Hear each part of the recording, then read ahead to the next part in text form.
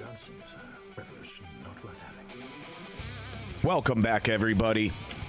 Holler at ya, boy. I hope you guys had a nice week off. I sure did. It's Saturday, August 7th. We are celebrating episode 100. I don't know why I said it like that. I never talk like that. It's episode 100. I am super excited about today. My guests for today are Greg Chilton from the Ritual Madness podcast. We call him the Podfather here because he's literally probably the first guy who started or did a podcast in the entire state of Minnesota. Also joining me today is my boy, John Wheeler from the Alchemical Cocktail Lounge. Both these guys have been on the podcast a couple times. And then my final guest for today is Joey Moya, aka Sweaty Pedals, the lead singer of a band called Uncle Daddy, also been on the podcast. Huge fan of all these guys. Very excited to do this with these guys today. So let's get after this bitch. Today's episode of the podcast is sponsored by, son of a bitch, really? There we go. Shooter Lube, you guessed it. Shooter Lube, America's best gun care system.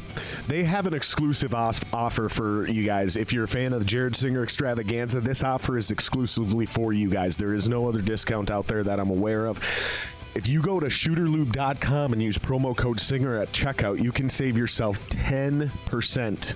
Actually, I just found out, no, we redid it again. It's 15%. Go to shooterlube.com and use promo code SINGER to save 15%. What is Shooter Lube? No, it's not sex stuff. Don't put it in or around any of your sex holes, you fucking weirdos. No, it's gun cleaning stuff, okay? Here's the deal.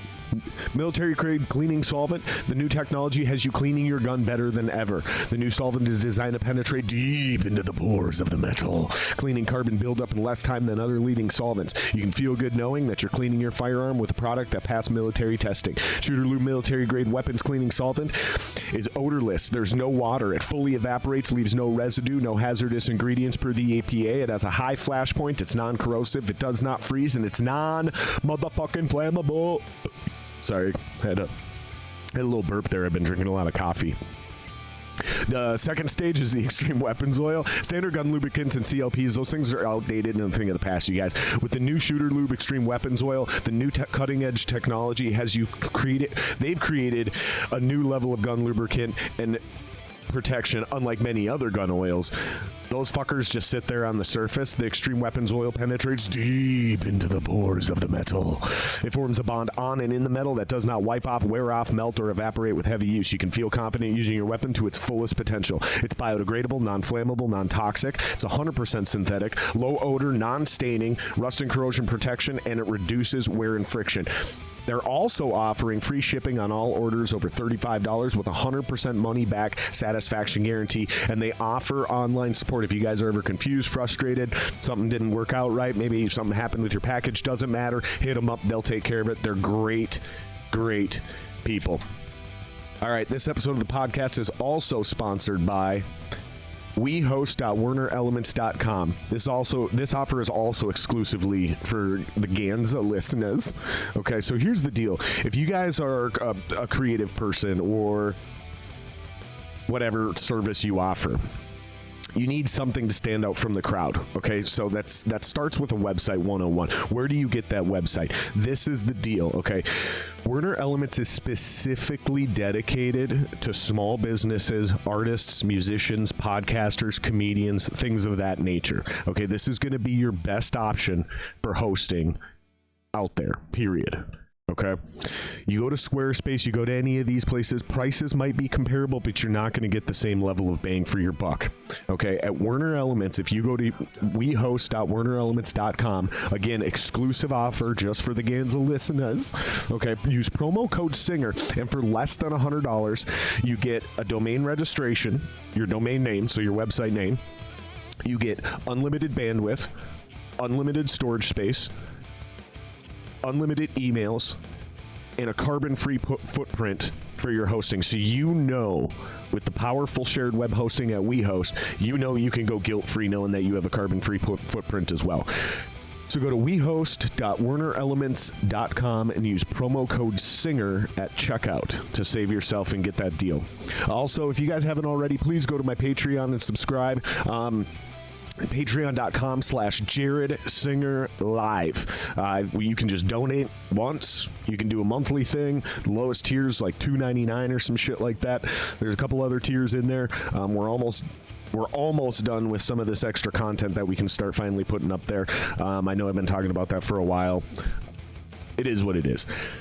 If you haven't already, guys, please also hit the thumbs up button, smack the subscribe button, and hit that notification bell. Finally, I just want to give you guys an update. A lot of you guys have been asking me, DMing me. My dad is out of the coma. He is awake. He didn't die. Apparently, he is trying to talk. He can say some stuff. He can write his first name. So things are going well. Things are getting better. But we still have a long road of recovery ahead of us. So thank you guys for all your positive energy and thoughts and prayers and all that good shit. I really appreciate it from the bottom of my heart. Thank you to all you guys who have messaged me and emailed me and just given out your support. I really do appreciate it, you guys. Thank you very much. All right, enough of that mushy bullshit. All right, so again, 100th episode. I don't think I need to talk about this anymore. Let's just fucking do it. Let's go.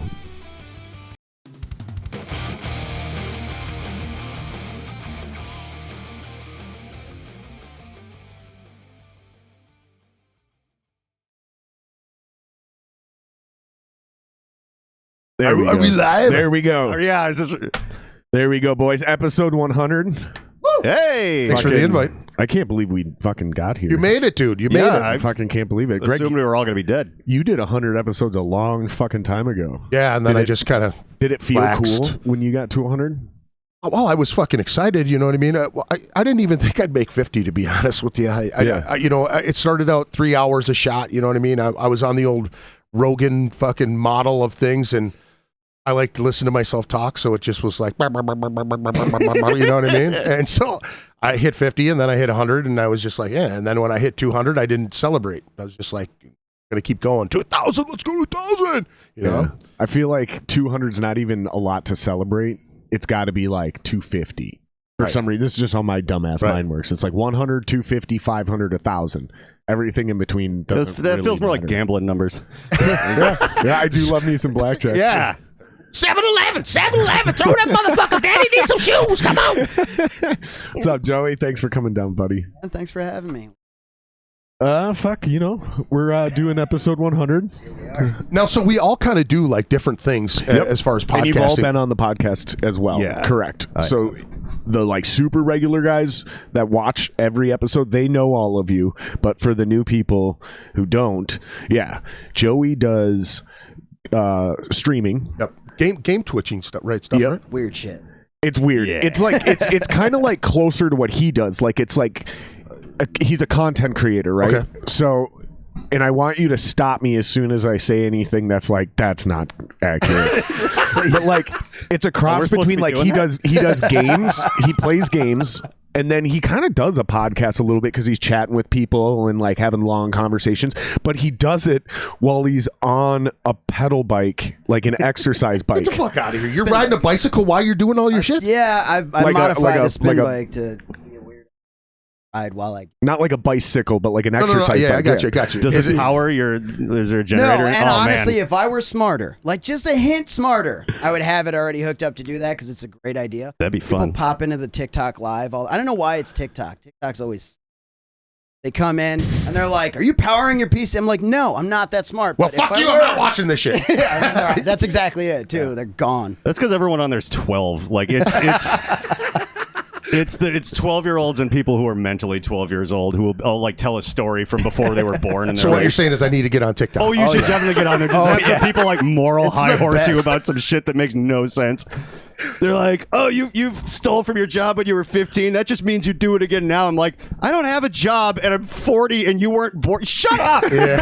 Fuck, although my biggest videos are me just trashing other people that made comments. So it's sort of an Ouroboros of like an eternal, just it's easy. Like, I don't need so ideas. funny. I just need to see something and go like, "Oh, I'm gonna take a big dump on that kid's ideals."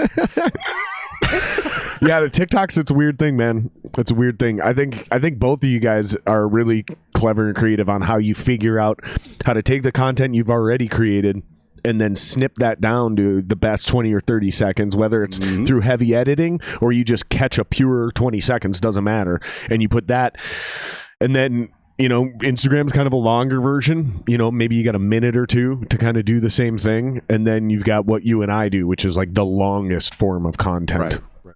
These guys have been busting my balls for a long time. Dude, you gotta get on TikTok. You gotta figure out how to take your content and get on TikTok or create more content just for TikTok. So he's like, dude, you should be doing quick little OBS tutorials.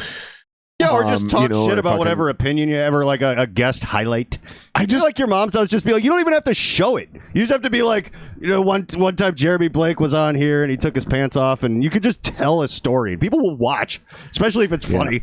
You're right. I just still have not figured out a good way of doing it without making myself cringe. Like, as soon as I start looking at my own footage to create content, I just start cringing. Like, I don't know how to evaluate what I've already done and then repurpose it.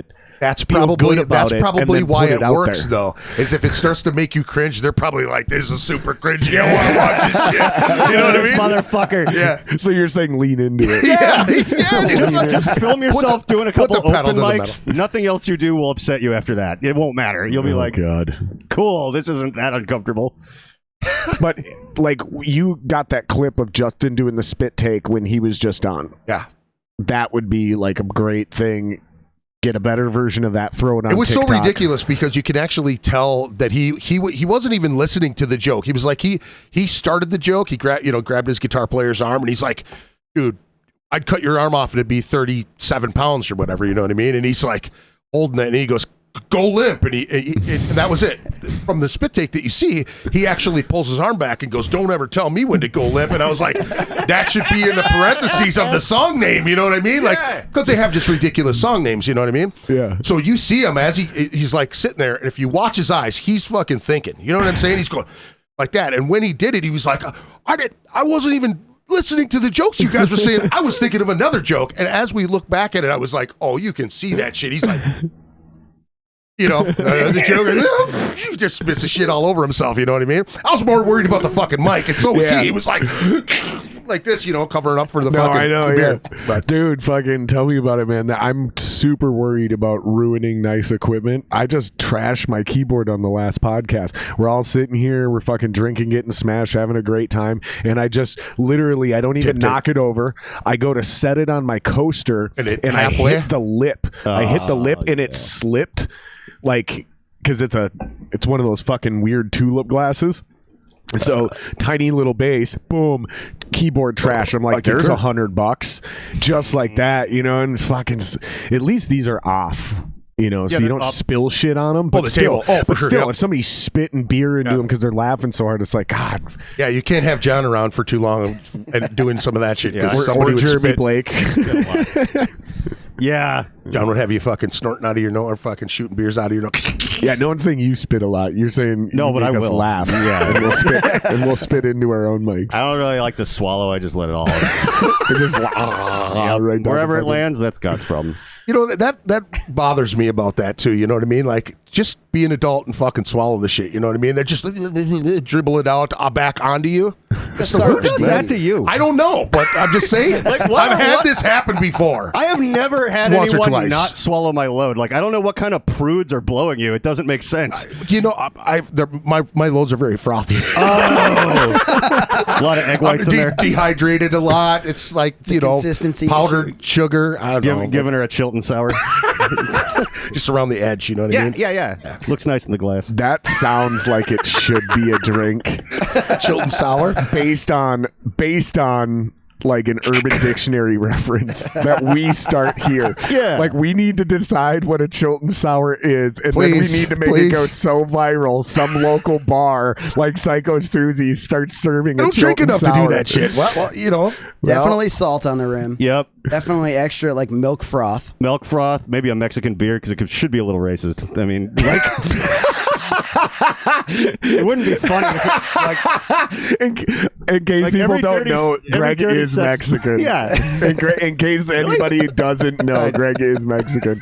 Yeah, some half. We call you the Hexican. Yeah, that's what the name. Well, it was because in the pit, I would go the other way, and he was like, "You're the satanic." Oh, what did he say? The satanic Hispanic is what he would call me, right? So it started like that, and he's like, I was into Deicide, I was into fucking Morbid Angel, and all these death metal bands, you know, and I would always the whole Satan thing, you know, when I was young.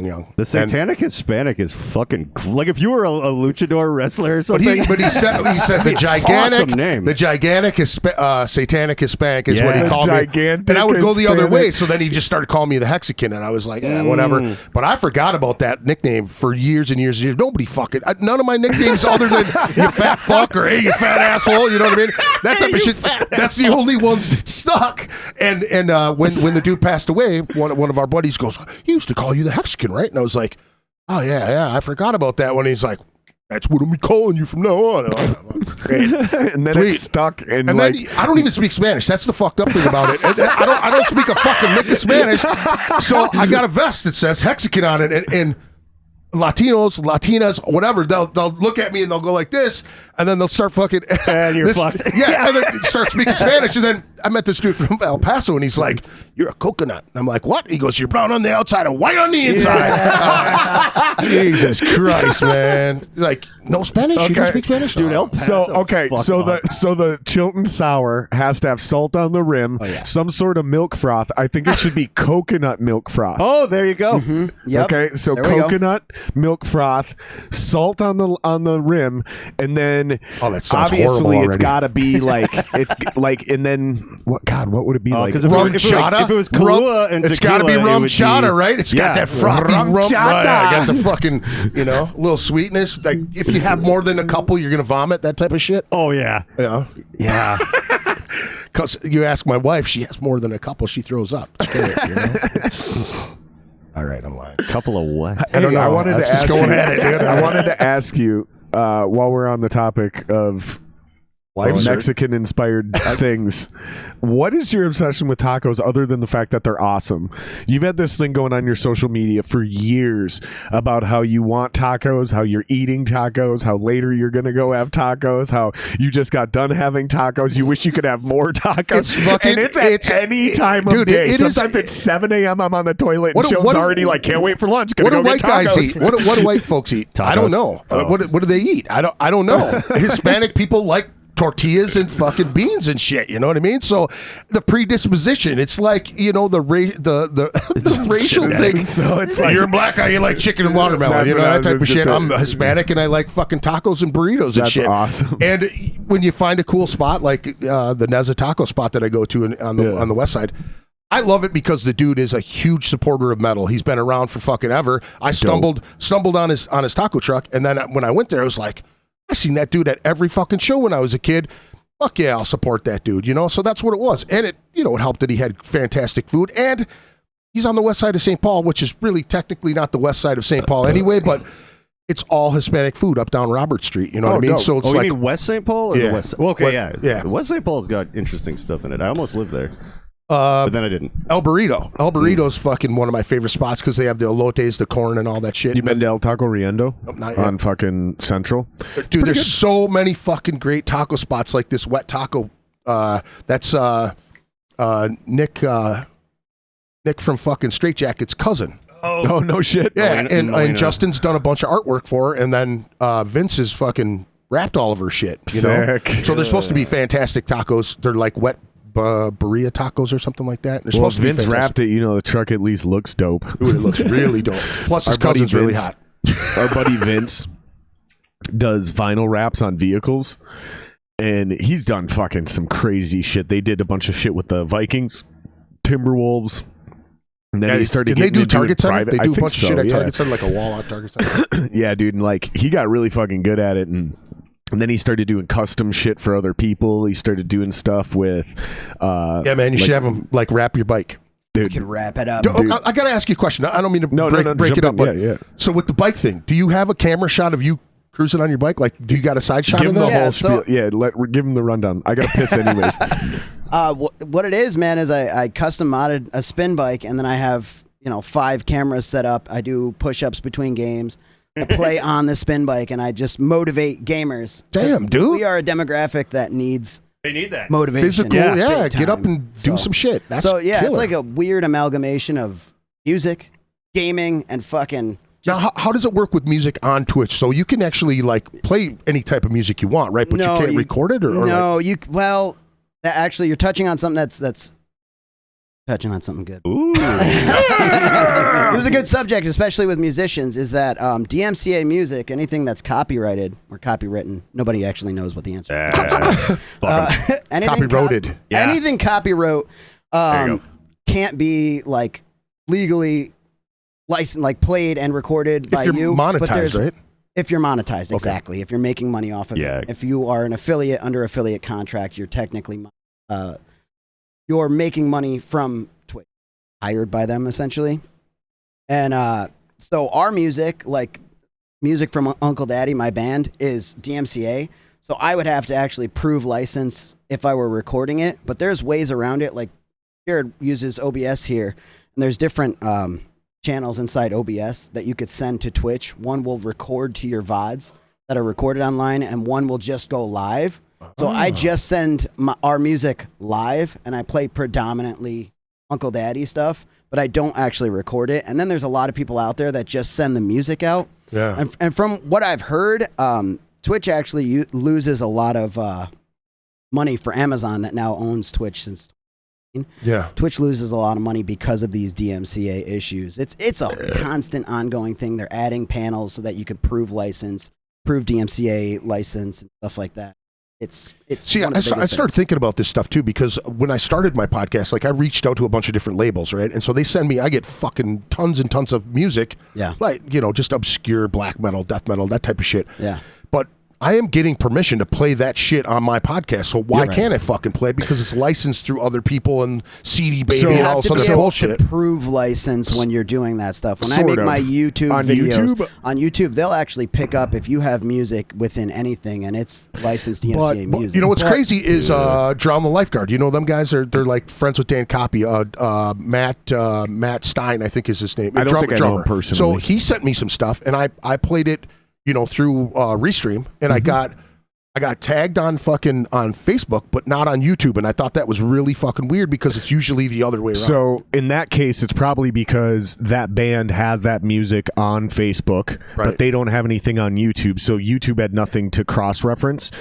But on YouTube, so I get flagged every single guest who comes on and plays any version of their content. So if it's a video from their own YouTube, if they send me an MP3 that is the same version of the song that's on their Spotify, then CD Baby will hit me. But I'm able to dispute it and say I have direct permission from the guest who is the songwriter. He came on to promote it. 9 times out of 10 I win them, and they release the claim. But there's been one time where they were like, nope, and then you can appeal that. Right. But at that point, you need to be ready and willing to submit written evidence. So you can go to just Google media release form or music release form. So what we're going to have to start doing is getting written release forms. So we keeping them on file. So you'd be able to. But here's the catch. Having a written release form still isn't a guarantee. And if you go through the appeal, not the dispute, but the second stage, which is the appeal, and you still get denied, then you end up with a strike against your channel, and you're only allowed 3 in your life. So there's only been once I've been denied, and I didn't appeal it because I didn't want to risk it because it wasn't worth it. So then they give you a strike for that, or what? Yeah, but no, I didn't get a strike because I didn't appeal it. They could. I just don't get to monetize that video. Yeah. I disputed it. They said nope. I was like, okay, because if I appeal it, I risk that strike. Here's the point.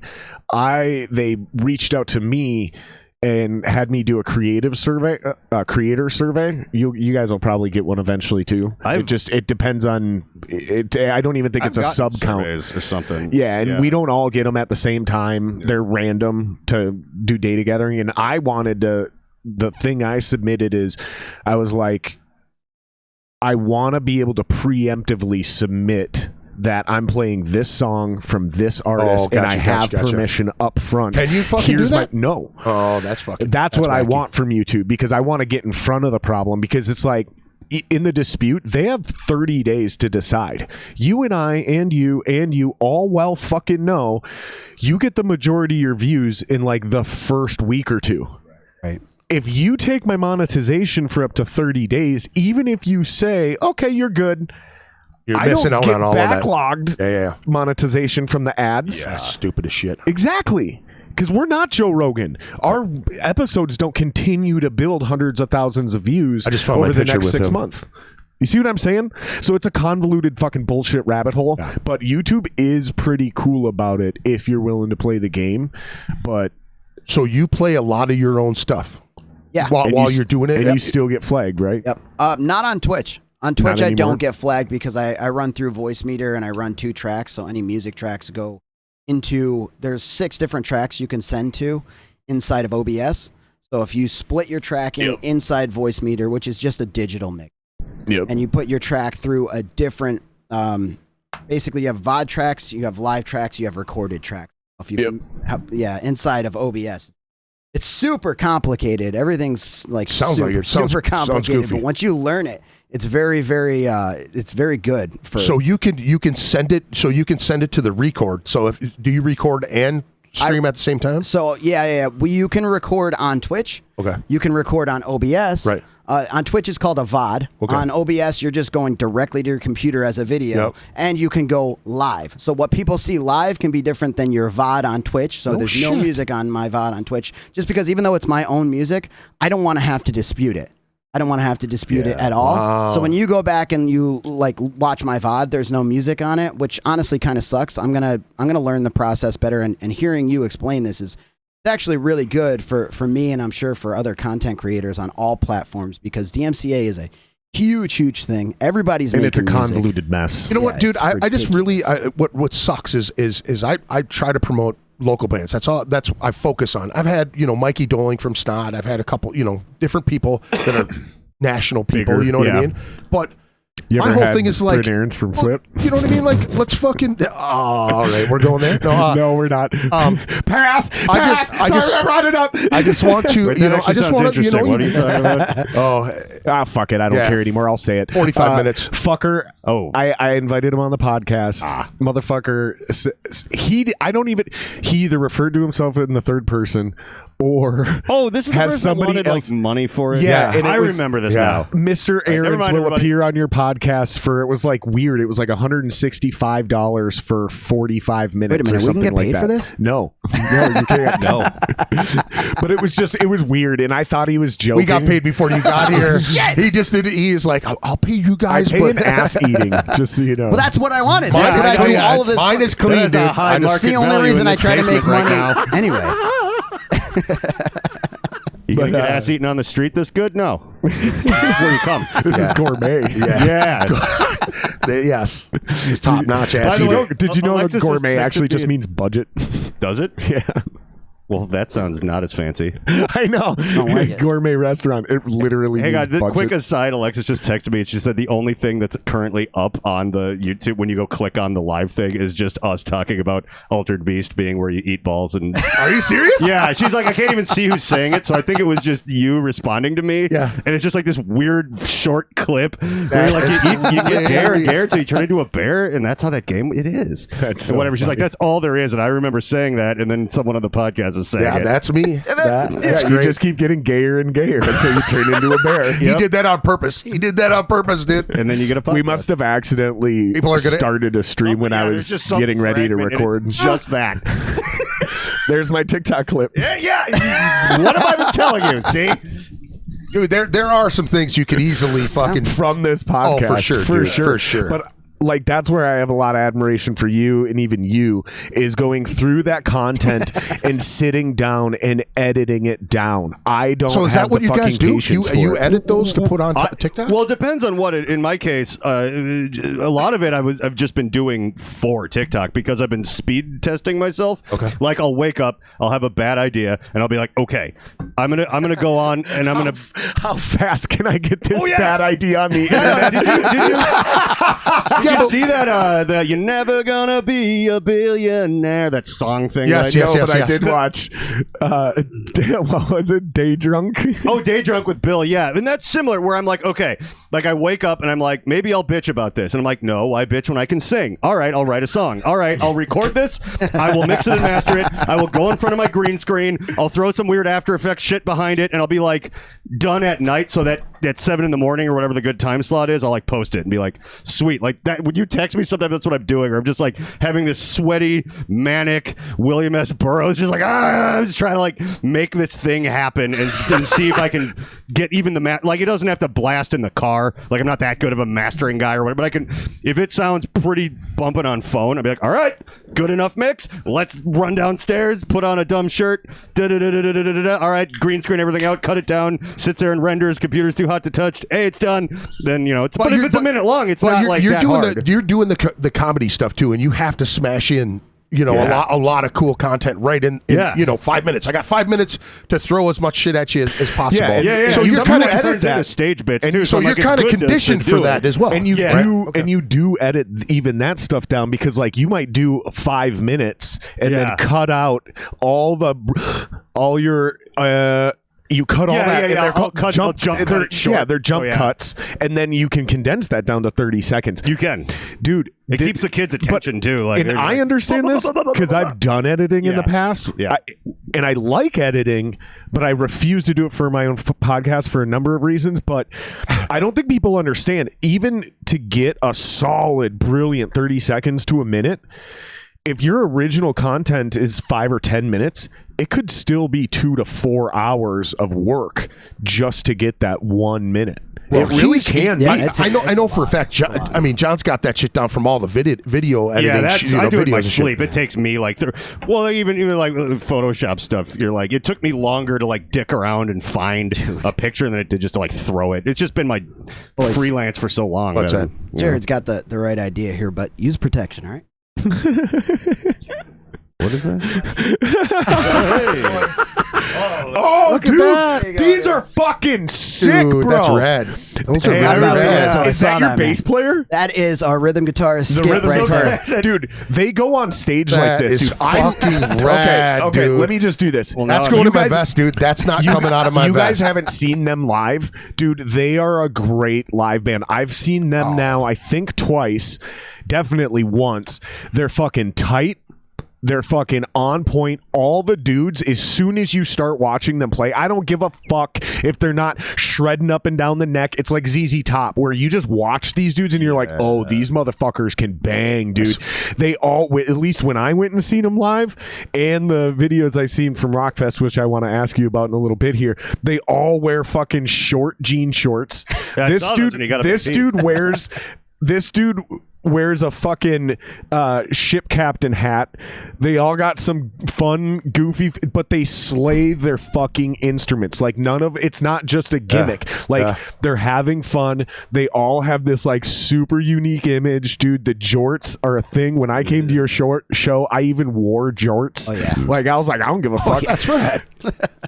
That's fucking dope. You guys are a Koozie has inspired me to come see you, I think. Thank you guys are a great band. Pleasure. All right, so how do you edit your stuff? I mean, do you? Well, for me, I just Thank you, yell by the at a way. camera on a spin bike and fucking then I go back and watch my VODs and anything like good comedy, good just motivational shit that comes out of that. Even the podcast I did with you last time, I still have to cut some of that up.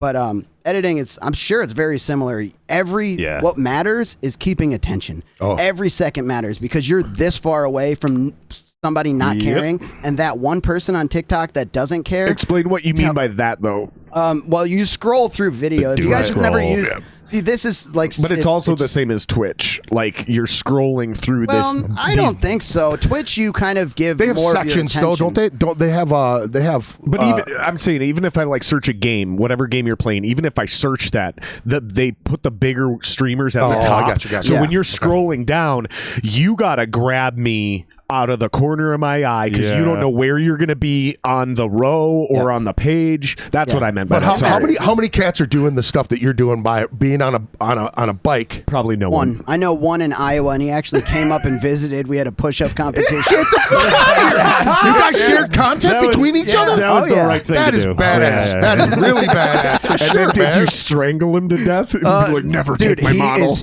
huge. He is like a fucking bodybuilding So competition. yes, you murdered him. I had to get him out of the way. Shout out to Laxney, man. Go on him and just jumped on him from behind. Listen, there could be only one. There's like a whole lot of fucking highlighter quotes going on here. Fucking just pull out a sword, start swinging at him and shit. Two guys that twitch on an exercise bike, and they live close enough together to murder each other. Like, it's like he's not in Hong Kong or something. He's just like, Iowa, yeah. What are the odds? It's like the cold case file FBI shit, you know? We were looking for this murderer, but we couldn't figure out what it was. And then we looked on his Twitch stream, and they were competing against each other on extra bikes. You know what I mean? What are the odds you're both, less than 500 miles away from each other in the whole world? Yeah. There's two of you assholes. There's something in the Fuck water. it. No. of the Midwest. There's about to be 3 because I'll be like, just fucking. All right, I know there's 2 guys that are doing this, and I'm the fattest one. All right, so we're gonna, you know.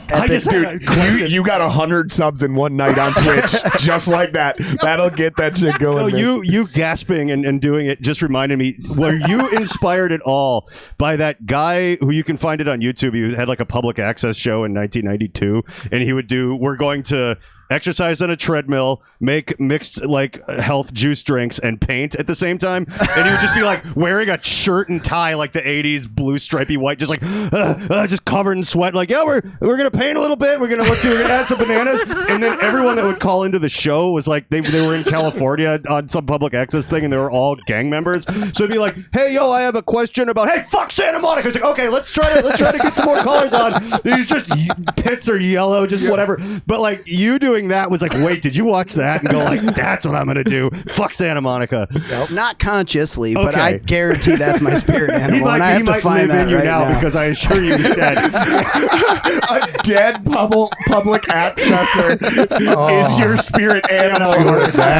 Who's your spirit animal? awesome, Eagle, dude. Yeah. beaver, and a guy from public access in the early On 90s. a treadmill that keeled over after chain smoking and running for an hour. Hey, bro, you better change the That's color of so that tire, funny. say. Yeah. Oh, people yelled at But us you're so doing much. this full time now is basically the moral of the story. You started on Twitch. When I first had you on, you had like 888, I think is the number I vaguely remember. You've surpassed 1,000. Yeah, on Twitch. If you're 555, I'm. But you surpassed 1,000, so you're in the partnership program now, right?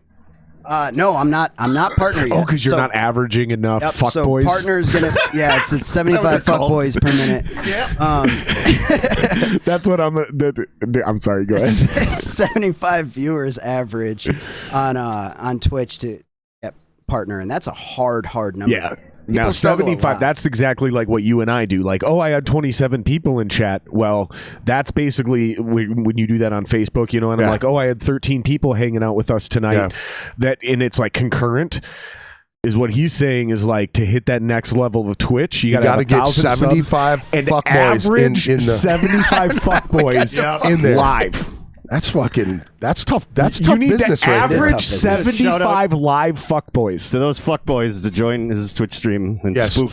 Hey, fuck boys. Spook those fuck I'm girls. sure this is gonna really No, encourage. I mean, come on. I mean, I'm gonna Who start watching, doesn't? so- You know, Who doesn't want to be a fuck boy? Yeah. I would love to be. I'd love to be in shape enough to be a fuck That's boy. what I'm saying. I would dude. love to be so perfectly chiseled and young and dumb and full of cum that some rich bitch is willing to just make me her sex toy. Is that what a fuckboy yeah. is? Yeah. No, I thought fuckboys were like guys in like white baseball hats who just constantly harassed women on like, yo, you trying to smash? What I mean, I'm sure it's evolved now, I but thought the that's what original fuckboy idea was. of a fuck boy was like a that's gigolo. what. Like, you know, you get Oh, it's cougars. like a gigolo? Okay. You get cougars. Yeah, oh yeah. Cub? A cougar's Get 'em in the dude backyard is all a the fuck time. boy. Cub. You get a fuck Yeah, boy and a cub. cougar. Yeah. That's where fuck Altered boy beast. Yeah, okay.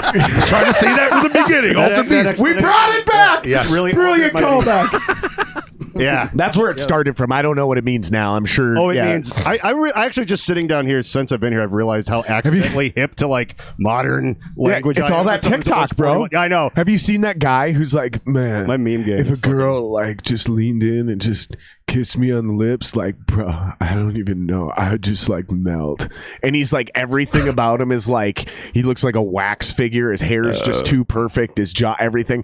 It's cringes. I haven't seen that because There's parodies. There's hundreds of parodies. First 1 second of you talking, I was doing this in my head. Well, my favorite one is when they play that, and then it flashes to the dude who's doing the parody, and he's got like fucking paper clips and shit to mock the Julian. Oh, He's yeah, like, the and then he's like, stickers are oh man, dude, like, point being is that's a fuckboy for sure. That kid's a fuckboy. That first one, definitely a fuckboy. So I think it's an elaborate term, almost like Karen now. It can be used in it might many be, different ways. My favorite use of it in real life was my buddy Creature, who is this like, he's this black dude that's got about half of his teeth, like face tattoos. He like jumped trains and stuff. He was a Blue Felix roadie for a while, right. But he's one of the greatest guys ever. He was like a scary dude, like clearly lived on a train for like a long time. Right. But he'd hang out and like one of our female friends would be like, I really need a cigarette. And he would just yell at a group of college guys like, hey, any of you fuckboys got a cigarette for this girl? And they'd be like, what did you say? He's like, you heard what I said. You got a cigarette? And they're like, I do. He's like, give it to me. Like, he just turned everywhere into jail. I love the word fuckboy so much. It cracks me up. Creature. He just jumped back on a train after a year or two of roadieing and went off to wherever people who ride trains go. And I miss him every day. What a great existence, man. That would be fucking amazing to not have to worry about all the other shit in life. Well, he has to worry about some stuff that we don't have to worry about. But I mean, there's, if you're a giant dude who, what I mean? Yeah. He was. You don't have to worry about getting your teeth knocked out or brushing them for that matter. You know what I'm saying? Like, fucking let it rip, dude, Do people ever fuck with you being a big dude? A lot of times, yeah. Yeah, they like want to like prove themselves because you're the big guy. Well, and so here's the thing. I'm socially awkward a lot of times too because I'll get a little awkward, But if I'm drinking, you know what I'm saying? If I'm drinking, then I'm loud and I'm like, So people pick me out and they'll fuck with me, you know what I mean? A lot of times, like my brother would give me shit all the time because we would go to clubs and I don't look at people, you know what I mean? I'm just like, I don't want to pay attention because as soon as I do, like this dude had the same coat as I did and we went to this fucking dance club. I don't belong at I'm a fucking metalhead. I'm not supposed to be at a dance club, right? I can dance. I've been able to fucking dance forever. I've had trophies for this shit. So anyway, I got breakdance trophies. So anyway, no shit. So the motherfucking so I go to the dude. I go, hey man, cool jacket, and he looks at me. He goes, fuck you, don't talk to me. And I just like, I wanted to punch the fucking shit out of him. But yes, I do a lot. People, I ask people do fuck because with me. I also get fucked with because of my size and stature, whereas people John's body type and like my roommate, and they're not. Like there's probably 10 to 20 pounds that actually separates us. I've seen John talk people in circles to where they're like mad and then they're like puzzled. Yeah, like, but this fucking guy. Yeah, but he just had me all. If somebody's, but I'm saying if somebody starts shit with John, strapped, so we're good. But if somebody starts shit with John, it's because it's John and they know him. That's true. But I'm talking like if he's in public and people don't know him, people don't fuck with John's body type. I've seen that before. Same thing with my best friend Kevin, right? And it's like I'm just skinny enough to get fucked with. You're just big enough to get fucked with. I'm curious about you because you're a shorter dude, but you're also kind of fucking jacked. Yeah, you're like Wolverine. You're like a little bulldog. Yeah, like Wolverine, like a little bulldog or a pit bull. Have people fucked with you because of your he's size? pretty as a motherfucker. I know, I'm you're a lover, gorgeous. not You're pretty though, I spend dude. my time navigating compliments, and I appreciate. But you know what? That's for real though, man. But there are guys that get really mad before you showed at up that handsome you're very cats. pretty and you're gorgeous. Well, you get, that's the thing, man. Handsome guys get fucked with a lot too because you know what I mean. They want to like this dude's getting all the pussy. When a lot of times the good looking guys are like, I don't really give a fuck about pussy because I can have as much as I want. Mm-hmm. You know what I mean? Like it right. happens. But other guys are like, oh, he's got steal your girl energy. Fuck that guy. Yeah. As soon as you walk in the room, not literally you. I don't get that from when him. I was though. young. I don't get that from him. I get probably a really he's cool got steal laid your back girl energy. I'm sure that not on purpose, but like he'll just be doing some shit and she'll be looking at you like, and then you she'll be don't looking seem like back the at type him of dude that's like, mm. what's up, girl? You know what I mean? Like, hey, where are you going? You know what I mean? Like that type of shit. I'm here with my man. dance. What's that got to do with me? That type of shit. You know what I mean? Like, That's not come steal over your here. girl energy. That's sexual assault levels of energy.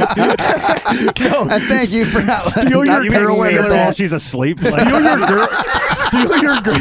actually A steal. little tip. Yeah, actually, in a van. That's like- not what I meant, motherfuckers. That's not what I your meant. wife No, energy. no. You have alien Steal your abduction girl energy, energy. You guys seen that kid? It's probably like the first thing where people were like, "Oh, short form content is where it's at." It's that video. It's a kid, and clearly his cafeteria is wearing he looks like it's a Mormon school, nerdiest looking white boy on the planet, skinny, glasses, the whole 9 yards, and then he does this like crazy dope ass square dance coming at the camera, and it goes through the cafeteria. That shit went super viral. I think it was one of the first TikToks. It might have been, yeah. Long story short, that kid has steal your girl energy. Like, it's not about that kind of shit. It's just like, that's the kind of energy you got. You know what I mean? Does that make sense? Like, these motherfuckers are just Kind fucking of. so fucking cool. See, I look at it. I look at it. it. I look at it at a different angle. I guess you know what I mean. Because there's like Or the cats kid- that walk or in the room that are like overconfident. You know what I mean? They're like, Yeah. So I get what you're saying. That's not what I refer to as steal your girl energy. The fat kid at the baseball game who Yeah, but stared see, at the that's- camera and went like this. Steal your girl Well, see, energy. that's the That's shit. steal your girl energy. to me, that's the shit. I'm like, yeah, dude, go on with it, man. Take that That's dude right steal there. your Take girl energy. that fine bitch. When and I say steal fun your with her, girl you know what I'm energy, saying? that's what I mean by that. That's steal your to me. So when I say it, it's not like some fucking. So we didn't even actually let you answer that question. I don't want to answer it. I want to hear what John has to say now because we're at like a 1-to-1. okay. You think steal your girl, not steal your girl. No, well, for me, you have like, if we're both stuck somewhere we don't want to be, I'm like a little happy because it looks like if I didn't know you, you look like someone who I could like talk to in the DMV, and it would probably end up being kind of like I'd be like, hey, he knows about some stuff I know about, and he seems friendly. Like, that's the energy I get. All right, see, So, I mean, that I'm doesn't steal make me your wanna heart fight you. energy Yeah, for John. that's exactly- It's the same thing. It's the same energy. You have steal my heart at the laundromat energy. At the laundromat Yeah. and DMV Well, I mean, energy. Hey, this guy probably knows some things I want to ask him. I would probably talk to him over you guys. No, just kidding. That's the right move, I think, actually. Don't look under that rock.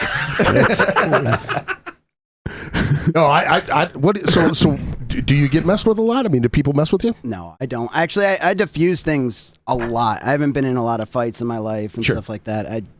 Honestly, I look for the good in people. Right. And I try to get along with people. I default to that. And sometimes it sucks because sometimes people just suck. Yeah. But we're all doing the best we can in whatever given moment. So. That's something for me, like music. I've used music a ton in my life to like, because I'm a big dude, I'm kind of intimidating, and I don't like to smile a lot because I like to keep dumbasses away from me. You know what I'm saying? and now it's different because everybody's talked got about this on the tattoos. You know what I'm podcast. saying? Everybody's got tattoos. When I started getting tattooed, Yeah. and I wasn't as fat as I am now, I was just kind of like, ugh, There's two types of stay people the fuck back away then from that me. had tattoos: prisoners and people in the military. Right. Well, you know, and I was like, just stay away from me. But a lot of times, like, Or bikers. I'd be working Yeah. with guys that I thought were square as fuck. You know what I mean? And then I'd hear them listening to a certain style of band or whatever. I'd get to talking to them about it. I try to use that as the common ground for everything, you know? So even if there's, like, I work with a guy who's a total fucking prick, but he was listening to Primus one day, and I heard him singing it, and I was like, dude, are you saying Primus? And he looked at me and he goes, yeah, why? And I go, I've seen them like fucking 800 times. They're amazing. And all of a sudden he just kind of looked at me, really? And I was like, we started talking. And then it was just, you know, I try to see that in people as well, but I don't go in too far. You know what I mean? Like, Well, and yeah, I think it's just the tip of the conversation. we've had these conversations before, and like, it definitely has happened less and less as I've gotten older and older. And I think that's probably true with you as well. People fucking with you and shit. As we get older and older, less and less people are fucking with us. Yeah. But it happened more and more when I was a kid because I was a really pretty child. Like, I was not good looking. I wasn't handsome. I was pretty. You were a handsome grandson. I was pretty. I was pretty. My grandma always said I looked pretty. Yeah. So girls liked me and dudes were jealous of me and no one respected me because I was a pretty boy. I was a pretty boy. And so it was like, people were like, fuck that dude. And then I started playing guitar and like that shit got even worse, dude. People fucking oh my God, it just got ridiculous. It wasn't until I was a grown-ass man, but then it would go down where somebody was literally hitting on my girl or grabbed my girl's ass. And I'm like, hey, motherfucker, you ain't doing shit. And they're like, what are you going to do about it? And I was like, I will fucking murder you with my bare hands. Well, like, dude, I had to go to that level. You know what's crazy, you know? though, is I was the other way when I was younger. I was a fucking asshole. I was like filled with testosterone. I was filled with a lot of anger, you know what I mean? Like I was fucked up as a kid, like really, really fucked up as a kid, you know, single family or single parent type of shit, you know, and my mom was an alcoholic, that type of shit. So I lived over here in North Minneapolis. So it was like, you know, I was one of the only lighter skinned kids around. So I would get fucked with all the time. Just and for it was being like, light skinned. yeah. And so I had to fight all the time. So I would fight. You'd start capping on each other. You'd start snapping on each other, roasting, whatever you call it nowadays. And somebody would say something about my mom. My mom was an alcoholic, so she was the only thing I had. You know what I mean? My mom loved the shit out of me, but she worked 3 jobs. She was always drinking. It was like this thing that really held on. I held on to it. So when someone would snap on my mom, I'd fucking instantly go to fist fighting. You know what I mean? Yep. And then it was like I moved from the city to the suburbs. Yep. And it was like all these fucking dudes. You know, I played football, I wrestled, I boxed, I did all this shit, but I made it to the point where like I would beat the dude up that had the biggest mouth, you know what I mean? And then I started having the biggest mouth, and then I was just like, it became really humbling because a perfect example is I had a buddy, well, he wasn't my buddy at the time, he was a 500-pound kid. He was a big fucking fat kid, right? And I started being a bully to him, right? And we had a mutual friend, and Monsters of Rock came around, and Metallica was there any was specific reason you started bullying him? Because I was a fucking prick. Because I was because I was feeling inadequate in. But there wasn't specific something about him. It wasn't something he did, and he got on your shit list. It was because he was weaker than me. That was why. So because just I tried to like pick on somebody to make them feel the way I did. Is basically what it was, you know. So when I got to that point, we had a mutual friend, and this concert was coming around. Well, the big guy, his name's Bob. Bob's mom was going to buy all of his friends tickets so we could all go together, right? That's a great band name, Bob's mom. Bob's mom. She's got it going on. Never mind. So she bought mom. tickets, right? And they pulled up and they picked me up, and I got in the back of the car, and she was like, she looked in the review, and you know. And she goes, what's your name? My name's Joy. And I was like, my name's Greg. And she said, Greg what? And I said, Greg Chilton. And her eyes just went like this, you know? And obviously he had told her that I had picked on him, you know what I mean? So I felt fucking horrible, you know? Yeah. I felt horrible because we had a mutual friend, which meant that this guy that I liked, who liked me, liked this dude, and we could have all been friends if I wasn't an asshole, you know what I mean? So it was a humbling experience. So then I had to I realized that being a tough guy, and like people would invite me to parties. People didn't want me around. They thought I was a thief. They thought I was a fucking, you know, that I just beat the shit out of people, which I fucking beat the shit out of people. That's what I did. Did you do any of that other shit? Were you a thief?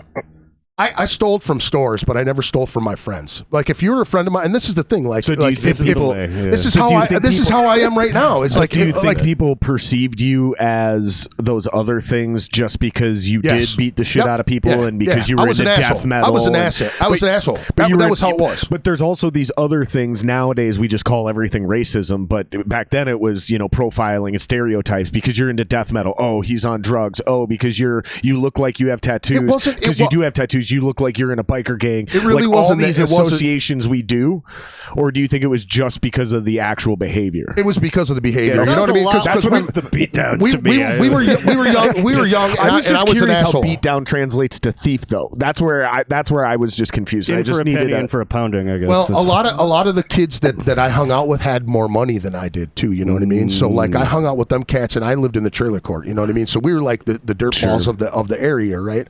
So I started hanging around all these people, and it was just a humbling. Classically stole lunch money as well, so I guess that would also make sense. Well, one of my best friends of forever, you know what I mean? Like one of my original bass players, the guy who got me into playing music was a guy that stood up to me in a lunch line. I was borrowing a ticket from a friend of mine. No, and he goes, hey man, the line starts back there, and I was like, who the fuck do you think you're talking to, motherfucker? You know, and then like a few weeks later, my buddy goes, hey, my friend's band's playing, let's go over there, we'll smoke a joint, we'll go over there. So we smoked a joint, we're walking to the house, all of a sudden we get in the dude's basement, and there he is playing bass, and I'm just like, oh man, another humbling experience to where I was like, I had to step back and go, dude, I didn't let people in.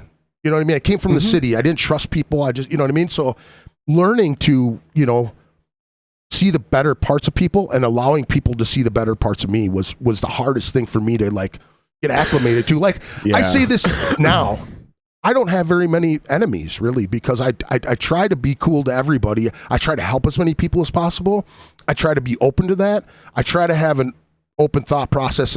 A lot of times it doesn't work because we had this conversation. I project a lot of how I feel I should be treated onto people and expect them to do that back to me, where you really can't. You just have to fucking, do you and try to be the best guy you can be every day. You know what I mean? So yeah, you 100%. Can't fix a traffic jam from your car. Right. All you can do is drive how you're supposed to, and that's it. Like I wanted to say your story. You reminded me out of memory. You were teaching a kid how to box at a show, like a younger guy with a vest. You were like, when I was bonking out the fucking Kristen girl, and I would show up to death metal things, and I remember you like giving him. He's like, no, you don't want to do this. You're just in the back, just full on giving him like guard your face. He ended up fighting that kid too. Really? And he said, he goes, I go, how'd you do? And he goes, if you wouldn't have told me what you told me, it would have been a different situation. He said, I just told him you got to keep at it. You know what I mean? Like this guy challenged this kid, and he's like, so humble, like really cool cat. Well, that was you. See, he seemed like a really mellow kid, and you're like, "Here's what you got to do." I'm like, "Why is this happening?" What the fuck? Ask. When was this? Where was this? It was the place that's gone now. It's right across from the Quest. It was what the fuck was it called? The Brick? No. It was the Brick, and then something else. It was the Brick for like a month, and then it turned into Mill City Nights. Yeah, Mill City Nights, and it was the downstairs. Downstairs bar with a show. Oh yeah. And so he was part of the club that I'm in, right? Yeah. So he's part of the NYDM, and he brought it up to me, and he's like, "Hey, I wanted to ask you about this." And we were in a public place, and I was drinking. You know what I mean? So I'm like, "Boy, I was." What do you mean? Why is this dude fucking with you? You know what I mean? And I'm like, have you ever fought before? And he's like, "No." And I'm going, why did you agree to it? He's like, because I'm sick of this dude fucking with me. I want to just show him I'm not afraid to fight you.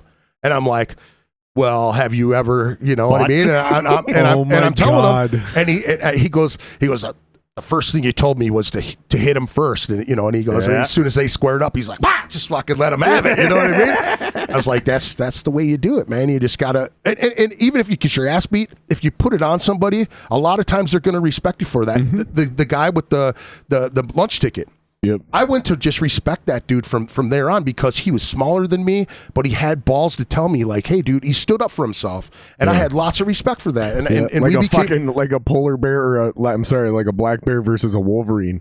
Fucking black bear will be like, all right, bro, I'm fine. You can have that with fucking carcass. I'll go find another one. My stepfather was like your stature, a shorter cat, but fucking brick shit house, and like a grandmaster in judo. He was like, he could tie you up like that, you know what I mean? And being a big dude, you're trying to fucking move around, and he just, every time you moved, he would leverage you down to the ground, and he would be all over you like a fucking spider monkey, you know what I mean? So I've always had respect for quiet cats and people that actually listen. They listen to what motherfuckers are saying and what they're doing, because they can get in there. I also don't think it should be discounted that you grew up in this neighborhood.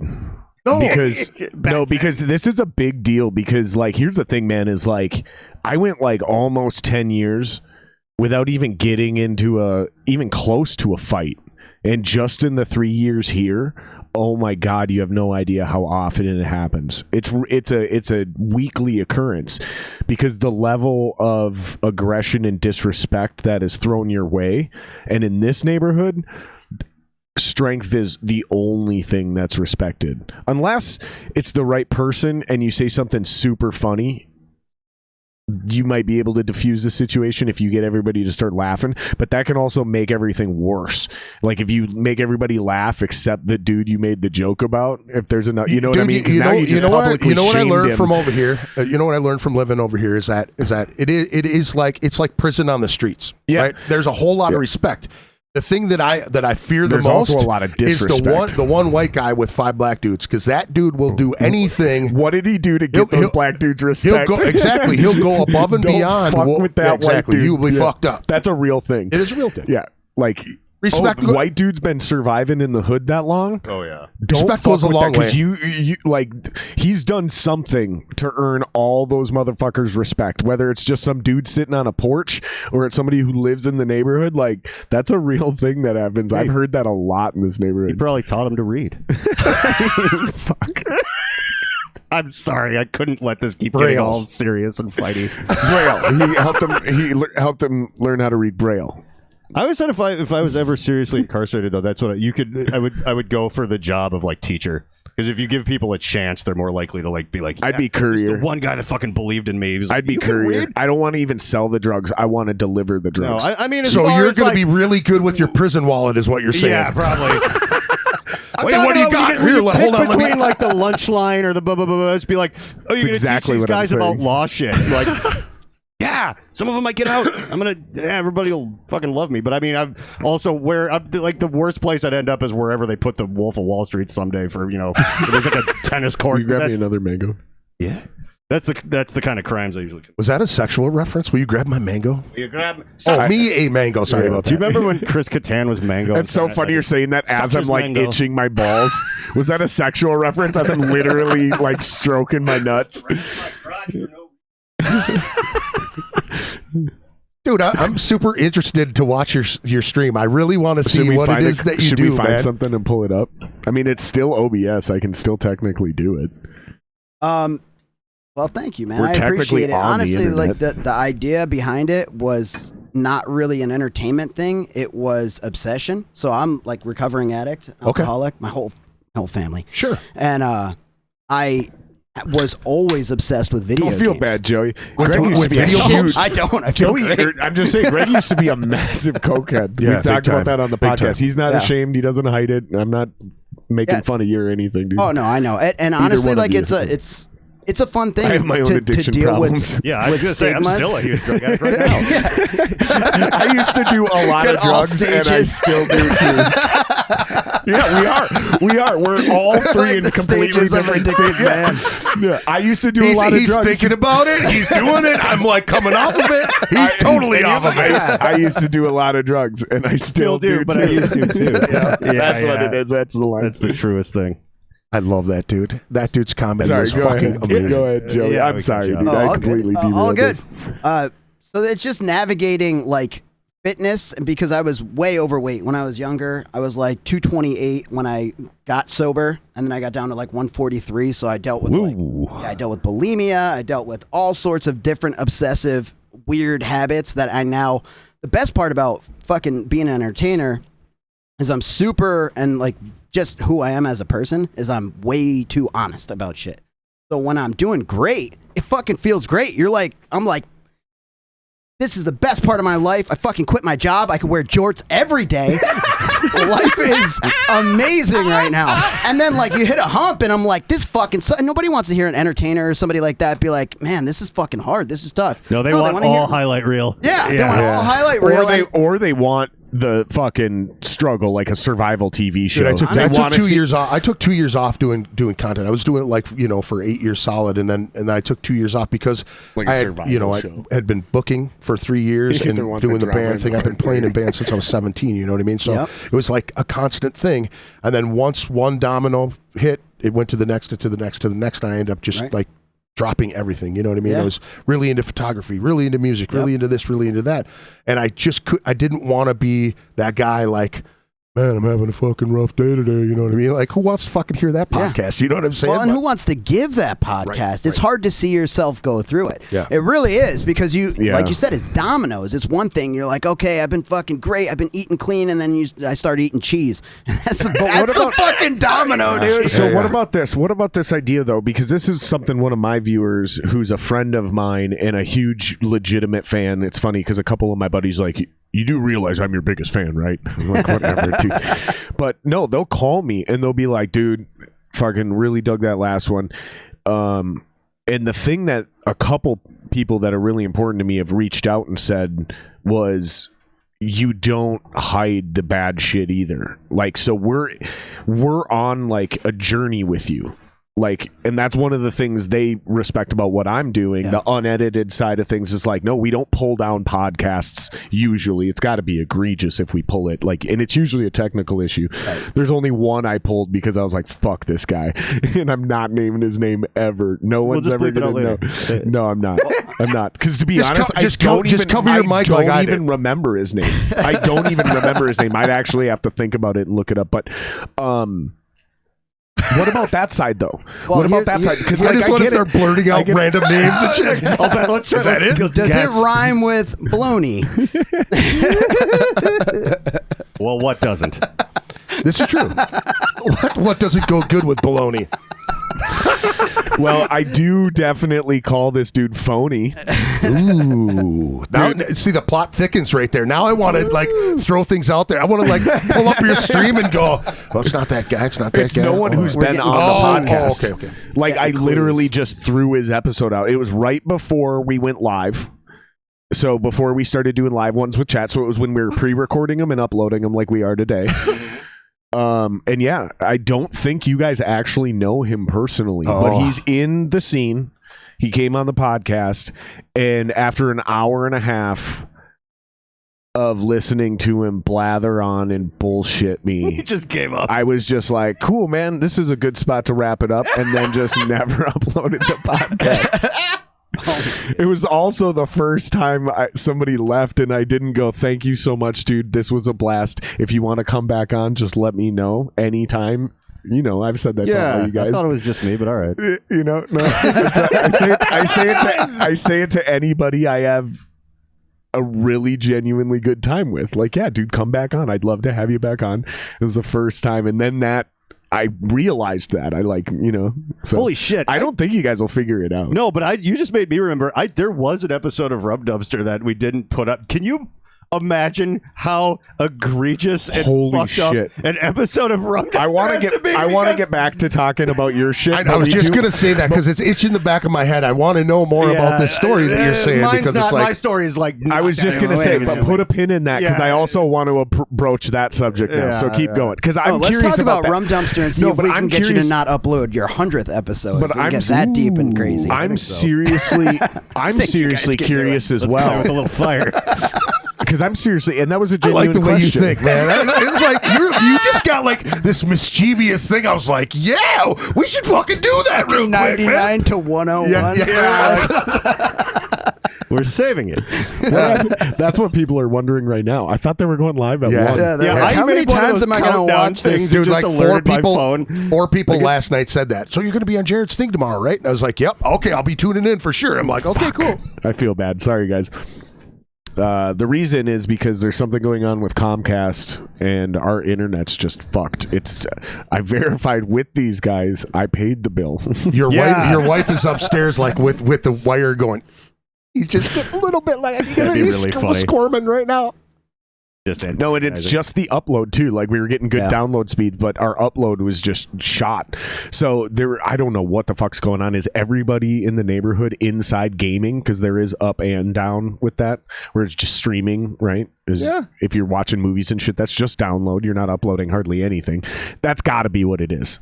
It's got to be the weather forced everybody inside, and everyone's playing fucking video games right now. Also, playing video games. Don't you dare do this. But I don't give a fuck. I'm paying for some baller ass internet. It's all I got.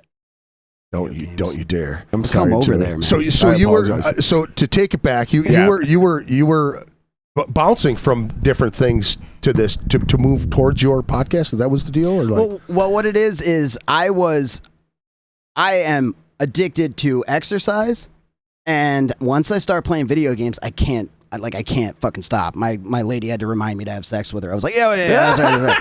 And I mean, like that has legitimately happened to me. That's what I'm saying. It's like the only thing Come in the up world here and that's do like the Lord's work. John Wheeler, ladies and gentlemen. Yes. Yeah. So I was like, listen, the only way I'll allow myself to play video games That's so good, dude. is if I do the Lord's work and I Yeah. play them when I'm on During when your I'm refractory exercising. period. Yeah. Yeah, I play them for the 30 seconds. You don't know my refractory period. I'd like That's to it. know. We I'll need go, to make go, a go, for baby. Dorkmen shirt, and on the back it should just say "Do the Lord's work." Fuck yeah, it should. Get it, quantity, Dorkmen not of the quality. Yeah. Apodcalypse, Yeah. right? And then on the back it says "Do the Lord's work." That would be Only perfect. people who watch this episode will understand that inside joke. By the way, did you just say quantity and not quality? You just give her a litany of mediocre wiener rings, but if you just keep them coming, like, she's just good enough. I'm trying. Dude, that was the best way to put that. A litany of mediocre wiener rings, dude. That is fucking fantastic. I'm stealing that That's shit. what the Lord's work. It'll be in. All right, if you guys are watching this on YouTube on playback, fucking somebody clip that for me. Oh my Please, 'cause I'm God, not that was great. perfect. It's all about time under titillation. There you go. That's just past the 1 hour mark.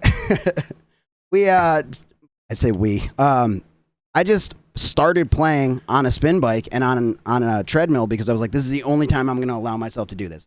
Because if I'm going to, it'll limit the amount of time that I can play, which is like total. By the way, Yep. And I'll only do this if I do that. By the way, I game 12 to 16 hours now, not on a spin bike the whole time. My ass is blue. My ass. And it's honestly, I love doing it. I can see how deep that rabbit hole goes, and I'm just fucking enjoying spiraling down it. Yeah. But it's weird and confusing, right? Because the non-glorious, glamorous part of it, as you know, is editing. Cutting out the breaths, finding the 8 seconds that matters the most. Giggity. And,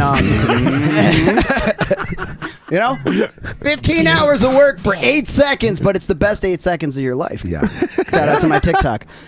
3 pushes. Is that what you call it? You call it your little TikTok? My TikTok. Yeah. It's the best 8 seconds of your life. Baby, you ready to be on TikTok?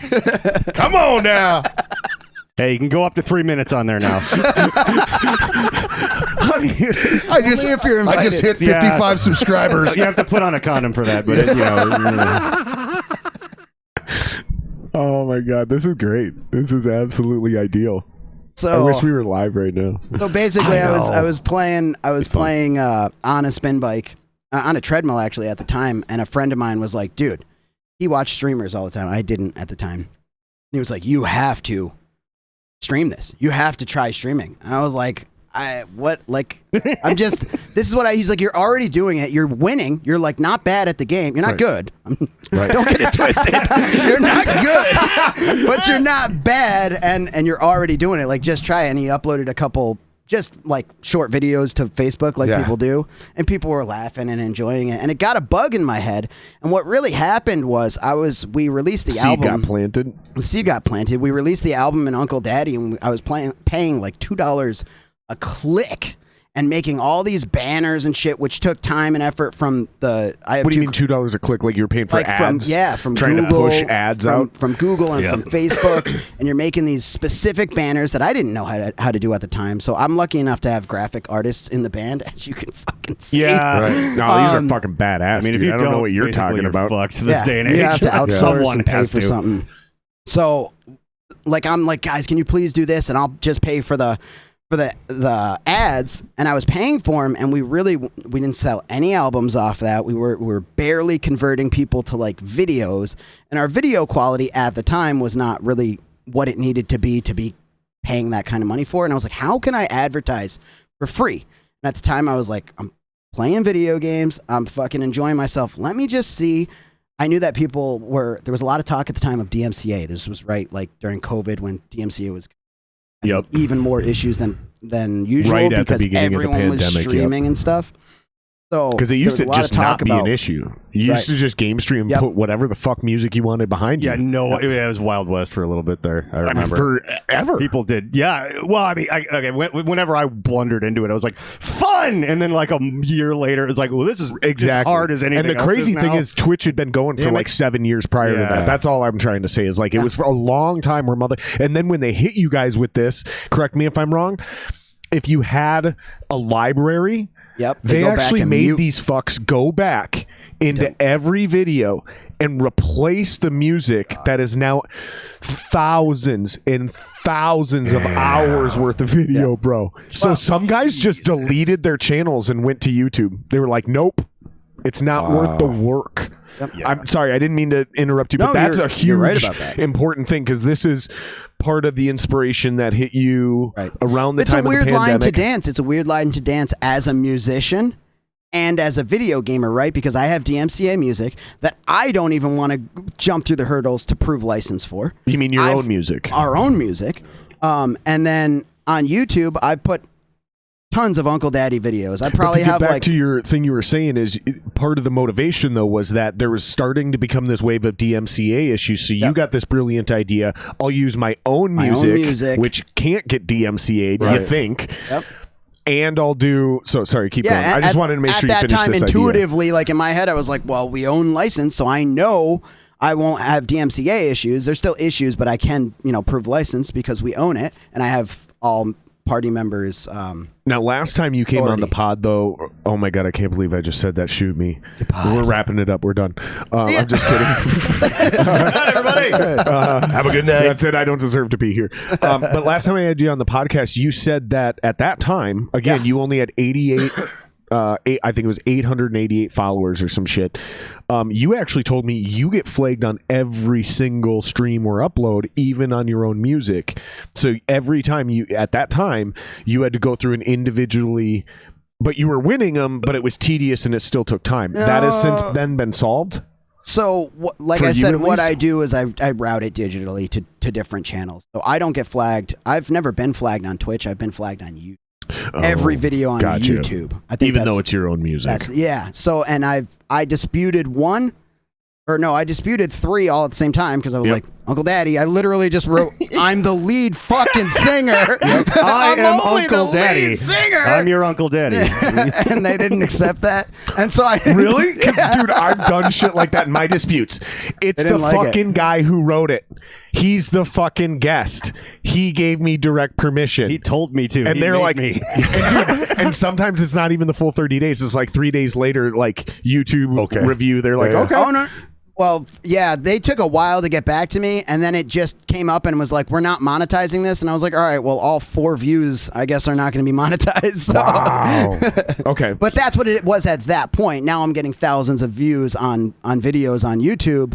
So it's a little different, but I'm still getting flagged, and I'm still not even bothering disputing them because I didn't have... honestly, YouTube isn't my main platform. YouTube is a platform to get people to my monetized platform, which is Twitch. Oh, okay. So, for now. And it's the same with TikTok. For now. I'm not monetized on YouTube. I'm not monetized on TikTok, but I have, 5 times the amount of followers almost on, or not 5, but close to that on TikTok that I do on Twitch. So I have eyes on me there, but I'm not monetized. I'm not making any money. I'm just getting people to Twitch. So it's kind of a different system. Speaking of, congrats on 200 subs, you fucking slut. Thank you. You notified me of 100, and then you notified me of 200 because I didn't know either. I keep tabs. I check up on you boys. Like I want to see you guys grow. Dude, I've been stuck at 247 for like 4 weeks, and I think just you're at popped 248 or 249 I just popped now. it yesterday, 248. Nice. Dude, but here's the thing: is I've actually watched you go back down to 245 and go up to as high as 249, all in 3 days. I have been yo-yoing or bobbering, however you want to call it, right around 300, right? 303 to 306. Yeah. Like, dude, I can't get steadily past 304. Like I hit 306, then I was down to 304, 303, rolled at 304 for a few days, back down to 303. Yeah. I don't even pay attention anymore. I only see it because I go to my main page to see where you guys are at, and then fucking give you guys a shout if you guys are fucking doing well. You hit a mark, and then you see your own. I don't check my own. I just see it because I'm fucking trying to support my boys. I try not to, but I still annoying. do every fucking single. It's so fucking annoying. So stupid. But I started doing, because when I went back to City of Heroes, like I was saying before, City of Heroes was a game that I found in like 2002 or something. You know what I mean? And it was just like a buddy of mine who was playing it, and the creator aspect of the game is absolutely amazing, and it has tons of story plots every direction. You know what I mean? So as your character gets better, you can do cooler shit, right? So I went back to that, and I started doing Twitch right away, but then there was something with NCSoft that owned... If this starts playing in the background, just ignore it. That owned the game rights to begin with. Then they shut the stream down 2012-ish. And they had somebody took the code and kept a server up the entire time for 7 years that it was down. And there were only people invited to play on this server. Oh. And then once the rights for the game dropped... Yeah. Then they uploaded that server, so then all of a sudden they just started growing and growing and growing. Well, then they wanted to keep it cool with NCSoft because they were worried about them coming back and suing them for that code. And so they weren't allowing people to video stream that particular game. Yep. So my thought of, hey, I'm going to do this game and like start, streaming it and doing something cool because I wasn't podcasting at the time. You know what I mean? So I was like, fuck it, I'll just do it this way. Have fun with it, game a little bit. That shot me right down. So I wanted to go back to Twitch. I mean, Jared really is the one that got me to go to YouTube because I had like 66 followers or subscribers from YouTube from 5 years ago. And all I would do is record them and then edit all the music out. Did I and tell then put you them how all I up there. even found that or figured that out? No. Somebody was coming on my podcast, and I don't even remember who it was, but I typed their name into the internet for some reason. I think I was trying to see if I could find the name of their band's Facebook page or whatever the fuck. And the first thing that came up was a super fucking old version of your podcast that I never knew existed. So like I had been listening to Ritual Madness for years, just only audio thinking stuff, it was on audio, never knowing you had ever uploaded to video ever. Yeah. And was completely blown away by this. And then I was like, why did he stop? And I realized you didn't just stop because of what happened tonight when we got here. Because because it was like when you have a ton of old equipment and you think.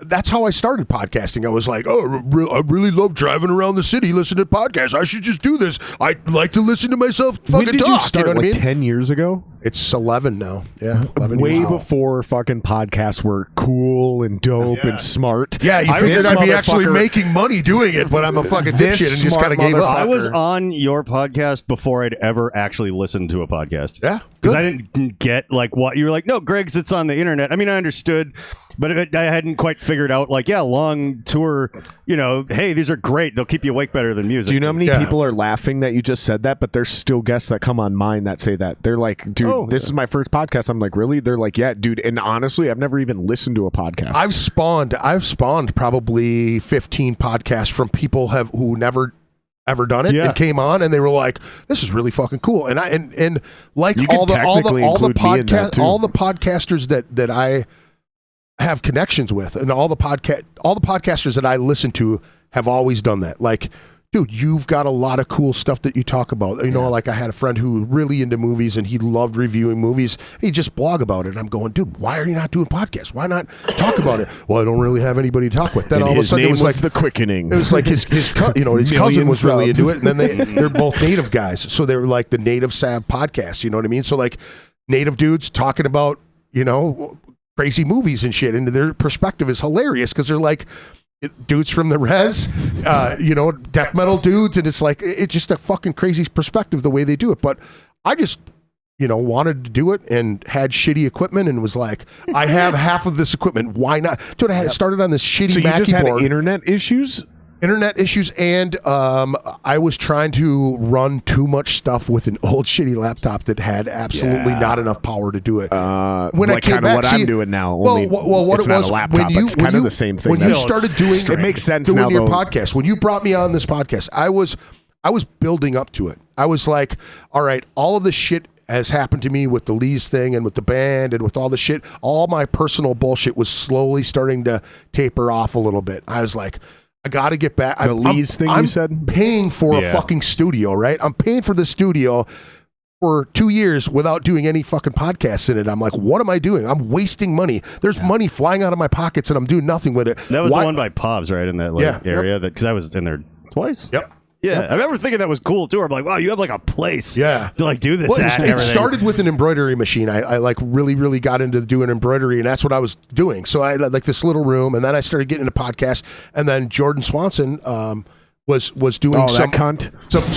He was doing some audio stuff for school. I'm not being a dick. And he was like, I need to do a project for it. You know what I mean? It's like a thing. So I go, why don't you join me on this thing and we'll use it as your project and we'll just kind of do it. So right out of the gate, we were doing 3 hours and I was like, 7 songs, 3 hours. We're not getting any, it was all audio. So we could just upload it. And it was just, like you said, the Wild West. You could just fucking put anything you want. Yeah, it didn't matter. Yeah, it didn't matter. So all my shit was just giving back to the music scene that gave me so much, much love and everything. So That was it. And it makes me feel really fucking. I'm really proud of the people that kind of took it and ran with it too, because it just makes our community stronger. Like when I started, dude, there was maybe one other guy in town doing it, and we didn't really even talk. And it was like when I would find out, I'd go, we should do a podcast and we should cross promote. Yep. Okay, let's do it. And then I wanted to do like a co-op of people. Like,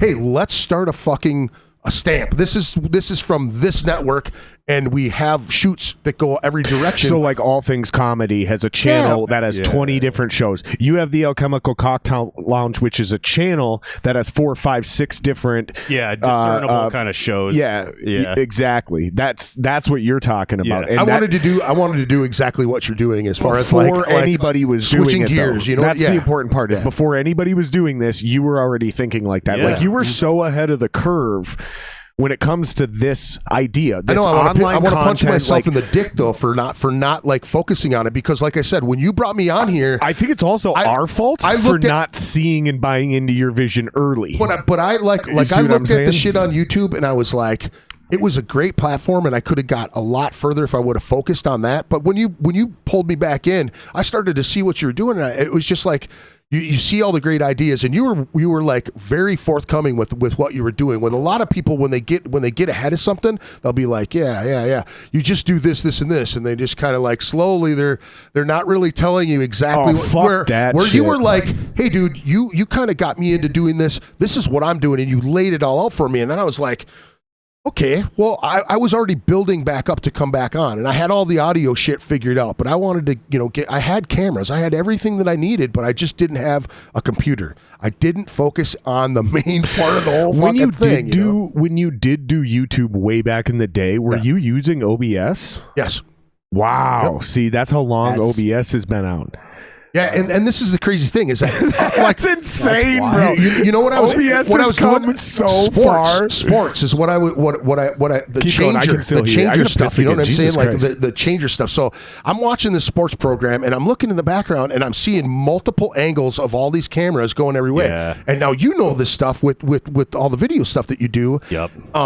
I was like, how the fuck do they switch between these things? And I'm going, wow. That's exactly what I was doing too. So much potential to this, man. This you know what I mean? Done. 5 cameras, bro. That is fucking amazing. And to be able now, do you have a switcher to switch from each one? Like, you're running real cameras through like a fucking Blackmagic A10. Oh, do you? Ooh, what do you use? Oh, he perked. Well, yeah, like I'm not a big Listen, gear man, nerd. Let's go to that laundromat after this. I think we should really talk for a while. Also, the DMV. I'd rather see this sexual episode in the DMV than the laundromat. One thing I gotta say, I think much both noise at the jeans are laundromat. kind of dirty, and the DMV's exceptionally quiet. We can hear a pin drop in there. The laundromat's loud, man. I want to see this sex cone of silence. No, but like even music video stuff, it's like I'm into how it all works, but I'm not a giant gearhead, but I do love a good, like I use Sony mirrorless stuff. I switched over on the advice of Rick Fisher, who's in Nuisance. He was like, before you start buying too much Canon, this was years ago, Canon shit, switch to Sony. But he wasn't even switched over yet. He was still using all that Canon shit forever. But he was slow because he was like, I have to offload and switch out. I was a little newer at it back then, and everything. So he pushed you in the just fuck it, just do this. See, and that's what he told me too. Right as hell about it. So it just it makes me curious as to that's what he told me too. He was like, this guy is, dude, upper echelon photographer. The dude is the shit. His shit is so fucking beautiful. I can't even express. He's a lot of fun too, because I got to like quick aside because I want to talk more about cameras in particular. But Rick Fisher, like, he is like a wonderful, weird. He's almost like if only I knew him, I'd think he'd be kind of imaginary. Because in the wedding industry, when I would take more gigs, and I still will, but he would always drop mine if they were like, "You're the photographer and you're great. Who should the videographer be?" He'd be like, "John Wheeler," or if like, "You're the photographer, who should the efficient be?" Because I can do that too. He's like, "We don't want someone religious. Do you have someone that's just kind of funny?" Like, I got a guy. Like, I have a thing coming up where he's the camera guy, and I got to go, "Dearly beloved," and blah, blah, blah, blah. And we always get so fucking wasted at these things, and he just takes these beautiful pictures. I just wander up there for 10 minutes and make $500, just like talking shit, like offering booze to the ring bearer kid, like, "Hey, your mom says you're a mean drunk." Ha ha ha. All right, you can kiss the bride. A 14-year-old kid. Oh, like 8, but like, yeah, like you're a mean drunk. like it's like were a you ton serious? of fun. But I think Rick, like, obviously we all believe in him because he's beautiful at what he does. But I love that he does believe in me just enough and likes having me around, so that when someone asks, they're like, "Hey, what are you doing? Do you want to be like the guy up in the front that talks because you can do?" Like, yeah, it's like, and then we can just like goof off and drink the whole time. Like, sorry, but yeah, we'll get paid. Like, it's just our relationship's really funny like that. And it obviously died off a little bit over the past year and a half or whatever. But there's stuff coming up now again. And like, I love the efficient thing. Is just so amazing. That dude's just absolutely amazing. But what kind of cameras do you use? 'Cause that's what I want to know. My main camera that I use on the bike, and it's only out of like I set it up and never wanted to set it. That's a good reason to me. Or upset it. Yeah. Because I'm not very good at what, and the difference here is it's all videography for me. I do take pictures for fun. Like I'll go out on jogs in the morning sometime and bring one of my cameras with me and take some pictures. But like I suck at it. I just delete 999 photos and I keep one and I look at it for a while. I'm like, this sucks. This isn't even that good. And because I see what other people do, and I'm like, that's fucking art, and they're really good at it, and I don't have the time. A lot of it's processing too behind after. It is. Yeah. It's the editing and the processing, and when I jump down a rabbit hole, I fucking make sure to go all the way, all 3 inches, as far as I can go into the rabbit hole. I go. No, all 4 inches, which is an actual band name, by the way. All 4 inches. It's an actual. You know, if you band flip name. them over, you get an extra inch. I'm just saying. One of all of our favorite photographers, Bud Ingram Lyle. Shout out to I Bud. seen him last night. Bud, man. He was on the podcast. That was a great podcast. But he's the one, I believe, that told me about a band called All 4 Inches. I think it was him that brought that up on that podcast. dude actually took time with me last night because my settings on my camera, I've just got a brand new Sony, and I have no idea how to use the fucking thing, right? Yeah. And he took time yesterday just to kind of go, hey, we need to get this set up for you, like gave me some settings for manual when I switch over, but I did not. I did not switch over. Can you scoot this way just a touch? No, just scoot this way. Like roll your wheels, Professor X. Oh, yeah. Professor X. You have more hair than anyone in the room, and for some reason... All right, so what cameras do you use? What camera is your main camera? My the camera that I use the most, that I'm the most on, that faces the bike, is a Panasonic Lumix 7. Okay. And then the one that's my other main camera at the desk, because I have 2 setups, is a Panasonic Lumix GX85. My like full media camera, everything I tape media with for the most part, is a Canon 90D. Okay, yeah. And I have a Canon G7X Mark II. That's like, I pretty much never hook it up to the stream. That's like if I'm running in the morning, going for a jog or something. Small. Yep, it's a point and shoot camera. Yeah. Okay. And then I have Sony A6000 that faces my setup. Those are used as someone I know uses. I have the A7S, And those but are the fairly A6000 cheap, are cool too. Right? When you adjust for the fact that all that shit's kind of expensive, yes. Yeah, they're not too bad. Like, so you can find them what's the pretty price cheap point that nowadays, we're right? talking about, Yeah. though? What do you mean it's not too bad? What does that mean? I think in I dollars? got mine used with a lens for $400. Yeah. Oh, that's that's not cheap. bad. That's not cheap as fuck. shit for like a can. Yeah, But it's crazy because you got 5, right? So like we talk about these numbers all the time. So I do a 3-cam, a traditional 3-cam. I could do 5. I probably should do 5. So you eventually get your own camera, or at least those spots. yeah. Only when I come on. But when I think about cameras, it's triple, right? When I think about microphones, it's times 4. Right. So yeah, cool.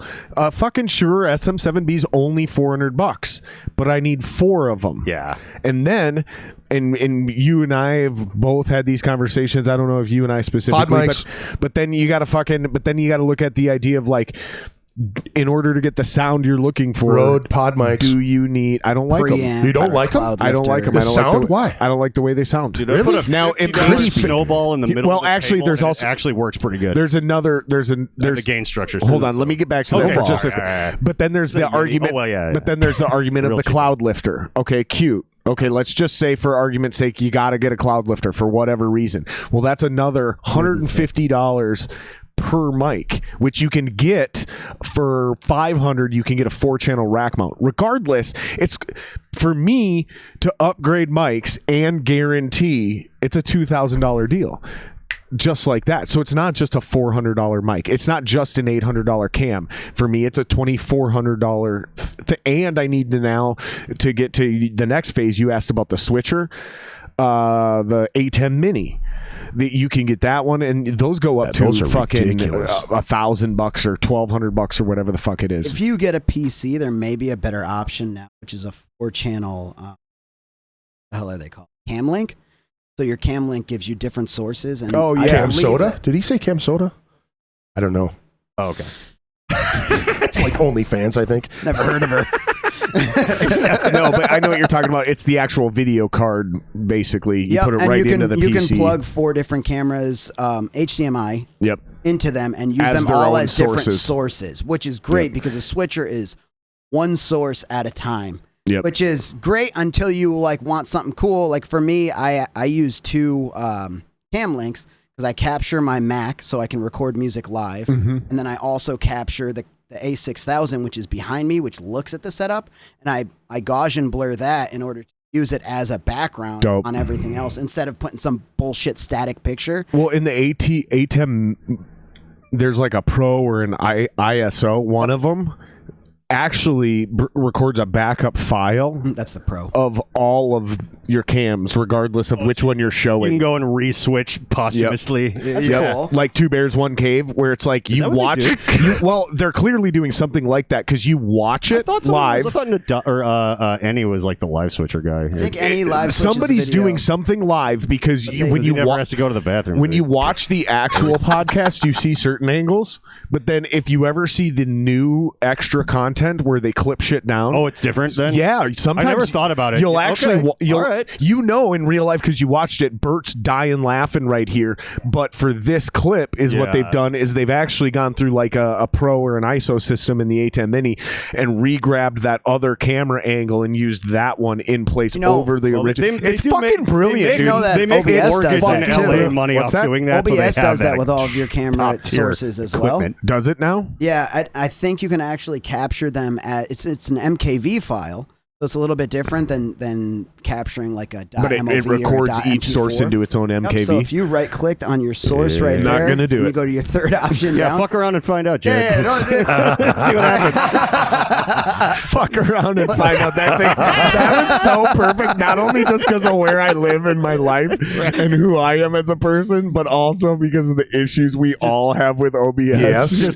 Fuck around and find out. Go ahead, right click the podcast. Nope. What it does. That sounds like a great idea. Here, let's smoke's going every fucking which way. Yeah, we'll mess around. We'll mess around after this podcast. We can mess with OBS a little bit before the. No, I'm not fucking with anything. Is what I'm really going to do is I'm going to invest in another laptop. I'm going to run this dry in here and have this do all the work without doing any streaming or recording. And then I'm going to use the other laptop with a single master feed out, and that laptop will be hardwired to the internet, and that will do the actual streaming. And I should be able to record because it's going to have a single source, single scene. Yeah, less shit running on the main one. So I could probably get away with like a literal 4 gig with the new tech that's out there, especially on Apple with the M1 chip and some of this other shit that's going on. Yeah, you don't that's even need how I'm them going that to do high that, dude. too, you know? Yeah, that's the but I thing. only got 8 gigs here. I'm running multiple monitors. I got multiple interfaces. Just, it's crazy. This OBS build has, look at, this is just the media side of things. Look how ridiculous this is, Before you do anything, okay, I was converted to Mac from PC long ago. I might want to buy your old PC, by the way. Okay.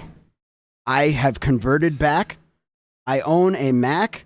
It's like a year and a half old. I got the like top tier I could get besides putting more RAM in it at that time. I have 16 gigs, which is more than enough to run OBS. That thing will not run shit compared to my PC. Right. I have 2 PCs and a Mac, man. I promise you, come over. My Mac is still better for running Logic and recording music. Yeah, that's why I have a Mac. I run Logic and record it live on the stream, but I capture the Mac from my PC. Right. And honestly, the what I'm looking PCs into for game streaming and live streaming and podcasting, the new PCs are where it's fucking at. It's really like my Mac is pretty dope for what I try to do musically, or editing even because of the programs and everything works. But as soon as you go into doing anything live, on the internet, the PC just smokes it. The graphics cards are just so. Well, that was what the graphics cards. Why I was thinking of like keeping Mac for the actual construction of everything. But at this point in my life, I need render farms. Yep. So I was thinking of just building PC towers to like offload all of the like After Effects rendering and shit in it, so then I can continue to do other stuff. Because we had that conversation, we were just like, "Can you bring your Mac over?" I'm like, "It's busy." So I'm letting it run all day. To finish some other thing. Joey, I don't know if you've had time to check his channel out because we're talking about editing and all this shit. This motherfucker is starting to get sneaky good, and you've always been pretty good, but you're starting to hit a new level. It's starting to remind me of like the Wally of music production. Like Wally was always kind of dope. I don't know if you know Wally, but he's been on the podcast a few times. Wally's always been dope. And then all of us, and he's been doing this for basically 20 years. Oh, yeah, he's very experienced. And then all of a sudden, something happened in the last 3 to 5 years where this motherfucker just like hit a new level. Like, it just went to, because his old thing was the only problem with Wally for years, no matter how good he was as a producer or engineer or any of that, all the bands ended out sounding like a band that was produced by Wally. Like he was putting too many of the same things on everything, and there were certain limitations he had. And then in the last 3 to 5 years, his shit hit another level where he can record any band, capture your live sound, dope as fuck on record, and you'll come out sounding like there's no way you could connect that back to Wally. You know what's funny? Because you say without knowing. 5 years ago, because those first My Zero songs that Wally produced the vocals and mixed and maybe stuff. you accidentally showed him some shit because you have a lot of experience in that too. Well, either that or he gave it his all, but those My Zero songs don't sound a thing like Wally had anything to do with it, but he definitely made it a lot better. So that might have been when he started catching his own stride, having nothing to do, whatever. Or it was the fact that he did have a pre-run program in his head, and I was like, yeah, but it's so weird that it's not gonna end up sounding like he did it or whatever. And I'm sure maybe it was you like just forced him out of his comfort zone a little, because we had a lot of fun making that stuff too, so it could have been, or I just hit him right when he was getting out of it already. I don't know, but it's weird. It turned out but that was about that time frame. Yeah, the time frame and that stuff. You're like, who did this? Like, well, it's Wally. It's like, well, then it's good, but I wouldn't have just immediately guessed, right? But we had like a lot of fun. Like he did the Stormbreaker stuff. So you listen to the new Stormbreaker stuff, especially if you can ever get him to let you hear the original demos, because those guys are all great musicians. Yeah. But when you hear what they originally recorded and how much better it sounds, he's not like correcting their performances. He's just making it sound so overwhelmingly amazing. He's elevating. Dude, it is crazy. And same thing, like there's other projects he's working with now. He's I hope I can talk about this. He's doing the new Revenant Soul demo. Nice. Or EP or whatever. Oh, sick. Yeah, so they're finally gonna get, and I'm telling you, dude, this fucking, they can rip. Oh yeah, you're close with those boys. Yeah. Okay, so we know they can especially rip live. They're fucking tight. Casey is one of the best guitar players I've ever seen in my life. Is it Joe? No, the bassist. The bassist. They're both named Joe. Yep, Casey JoJo. That's oh my god, it totally is Casey and JoJo. Yes. Oh my god. And Nick. You gotta throw Nick in there if you Nick's a dope drummer, don't get me wrong. He's so good, man. Don't get me wrong. He's a dope drummer, but there's something specifically about the two string players in that band. Like Joe, the bass player, and don't get me wrong, Joe DeRocher is a phenomenal singer. Like I've seen him play live, I think 3 or 4 times now. That motherfucker is perfectly on pitch every part every one of those every guys. Song. Every one of those guys. But the two string players, that bass player is probably the best bass player I've seen play live from Minneapolis, maybe ever. That's a bold Definitely statement. currently that's running. I know, especially currently now. Like I don't think there's a better bass player than the dude from Revenant Soul anywhere in town or even the state. Casey is insanely good at guitar. Insanely good at guitar. But they never had a great sounding record. now they're going to. Wally made it happen. Because Wally's, they hooked up and it's coming out this fall, I think, dude. It's gonna fucking slap, dude. I am super excited for this band to finally get a dope sounding record, not just a good sounding, like an incredible sounding record. I'm so excited for those guys. What was the comparison between Wally and I, other than that we've worked together? Or you sneaky something? You were making like good a point. Sneaky good. Yeah, you're getting sneaky good at what you're doing. Yeah. All right. And like slowly hitting. I feel like I'm watching you make that transition from what Wally was like an audio engineer, where he was always good. Okay, I see. But then all of a sudden he like hit another level. You're slowly doing that. I see. So well, like thank you. Right now you're like, but it's the effects. So not just editing, but like he's doing like some shit where he's like literally parlaying old Star Wars effects into his videos and shooting lightning and fucking lasers and shit. It's fucking.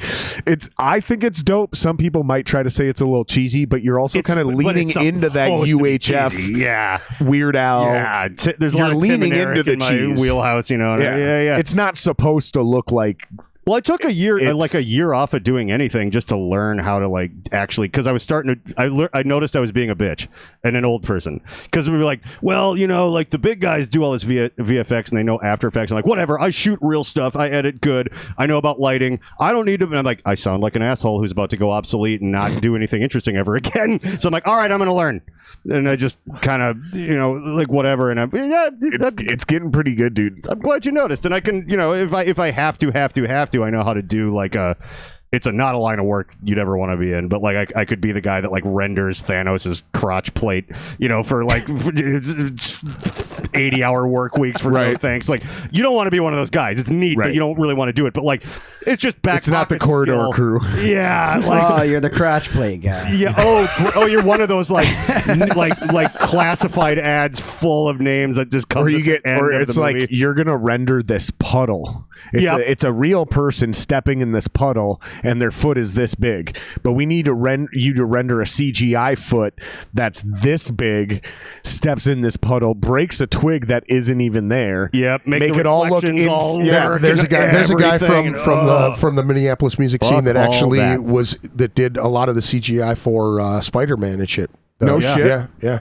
Used to play drums for a band called. Can you say his name? I'd have to look it up. But what band was he in? Our Evolution. Army of Thieves. Thieves Army. Thieves Army. Other way. Thieves Army. Thieves Army. I think SMB played with a bit like a quest for long time ago. Yeah. Long time ago. Shane. Shane is his name. Shane Wickland, I believe it is. Shout out to Shane. Yeah, and that was the crazy shit, is because Did you have him on the podcast already? I asked him when he was coming back into town, because he moved to Canada and then came back, and every time he'd go to California, he'd come back here, visit his family. I'm like, dude, you should come on the podcast, you know? Fuck yeah, let's do it. And every time he'd come into town, he'd be so fucking busy that he could. Yeah.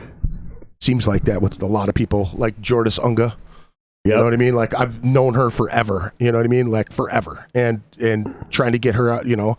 Like, it got to the point where I, like, even sent her, like, hey, don't forget where you came from type of shit. You know what I mean? And I felt like an asshole saying that, but it was like... You could probably get her on the block. Yeah, you could probably get her on now easier than back then, because even though you were probably tighter with her back then, podcasts are more of a thing now. Yeah. So people will make time. She's still huge, though. She's still huge. I know, but they'll make time. So if you reached out now, like, hey, next time you're in town, let's do the podcast, she'd probably be like, yes, and literally make time for it. Like, it's part of we're just going to throw it in as part of, you know, when I go do fucking 93X in the morning later that afternoon, it's part of my program. Well, you never know when a random podcast could get in front of more ears than 93X in the morning. 100%. If you gamble on 93X, you're going to lose, because you'd be like, I should probably do the three guys that asked me to do a podcast and that, but I definitely shouldn't be glibbing, or what do I want to say, clipping anybody, whatever, ducking anybody, and be like, hey, you don't know what's going to go, and like suddenly that was more worthwhile. Yeah, maybe this one only got 250 views, but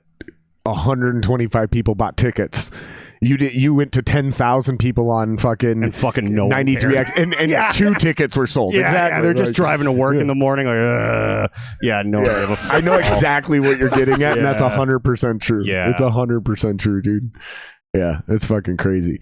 So do you manually switch between those cameras, or do you have them set up to follow audio?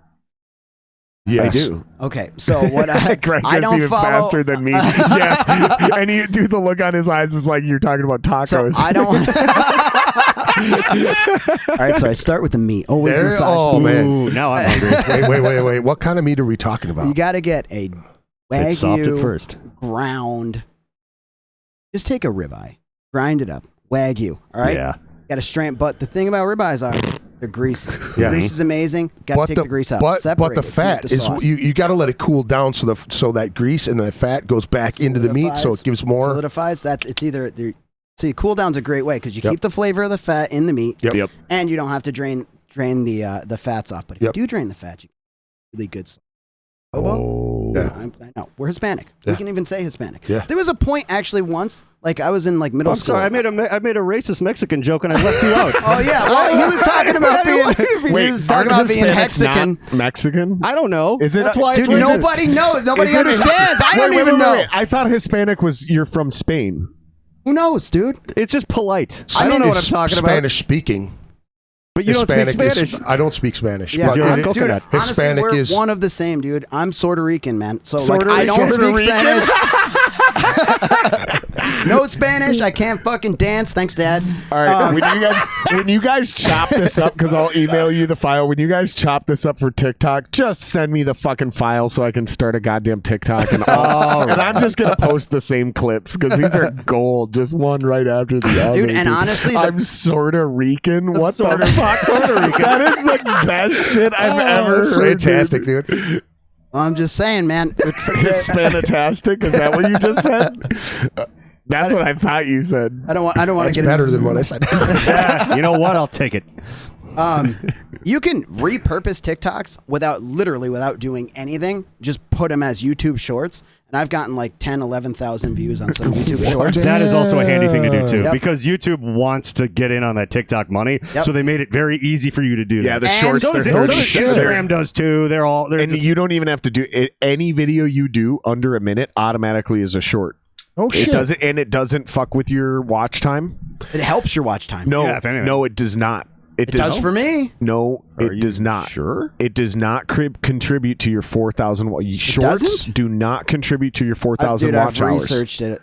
that seems They must have insane. changed it in the last. Because some of my month or bigger two. TikTok videos, They might have were- changed it. might have like changed I it. would be Or like, maybe it doesn't count towards your average watch time because it can fuck your average watch time.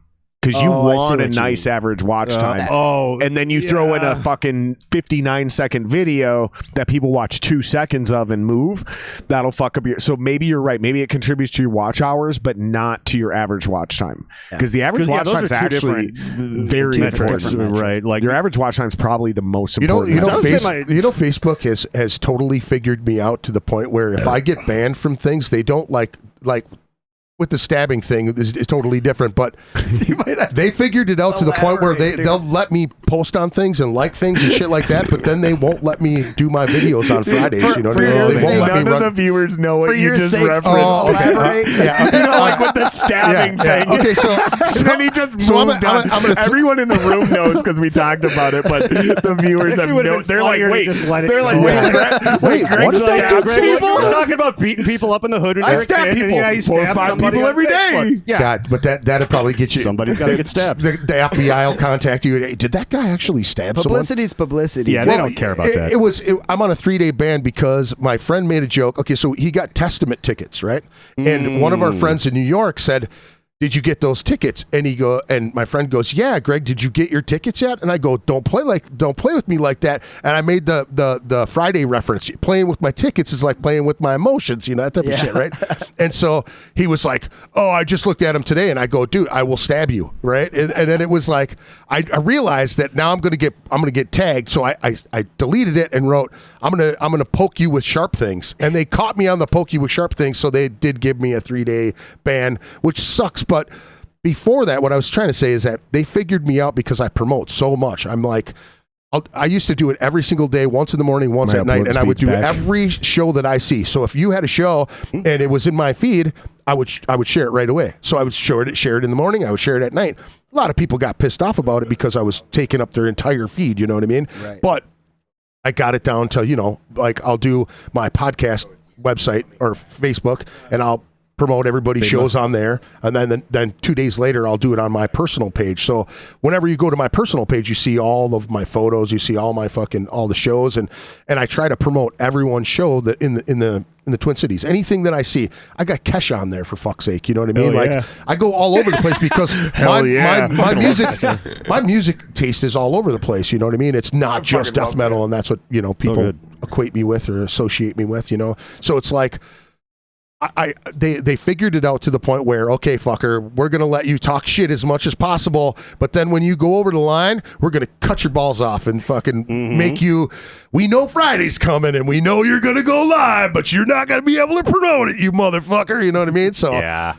And what I was going to do when I started doing the YouTube thing is I was just going to, and he hit me to the restream shit, and he's like, but you can only do your personal page, not your business page. For free. Yeah, for free. But here's the fucking thing where they get you here too, is because they allow you to have chat, right? To pull from each chat. So if someone on Periscope hits me up on chat, you can reply to that Periscope, right? Yep. You can reply to YouTube. You can do all that shit. But Facebook Live, they go, fuck you. You can't read it. So I have to keep another thing open. What? Yeah. So I can't even see anybody's chat shit. So I'll go back to the Facebook Live unless thing. You pay for the thing. Yeah, and then it's it probably fucking throws dumb, it dude. It's super dumb. So that is frustrating. I wanted to do 10 episodes and move strictly to YouTube. But then I was like, you know what? I'm getting a shit ton of views.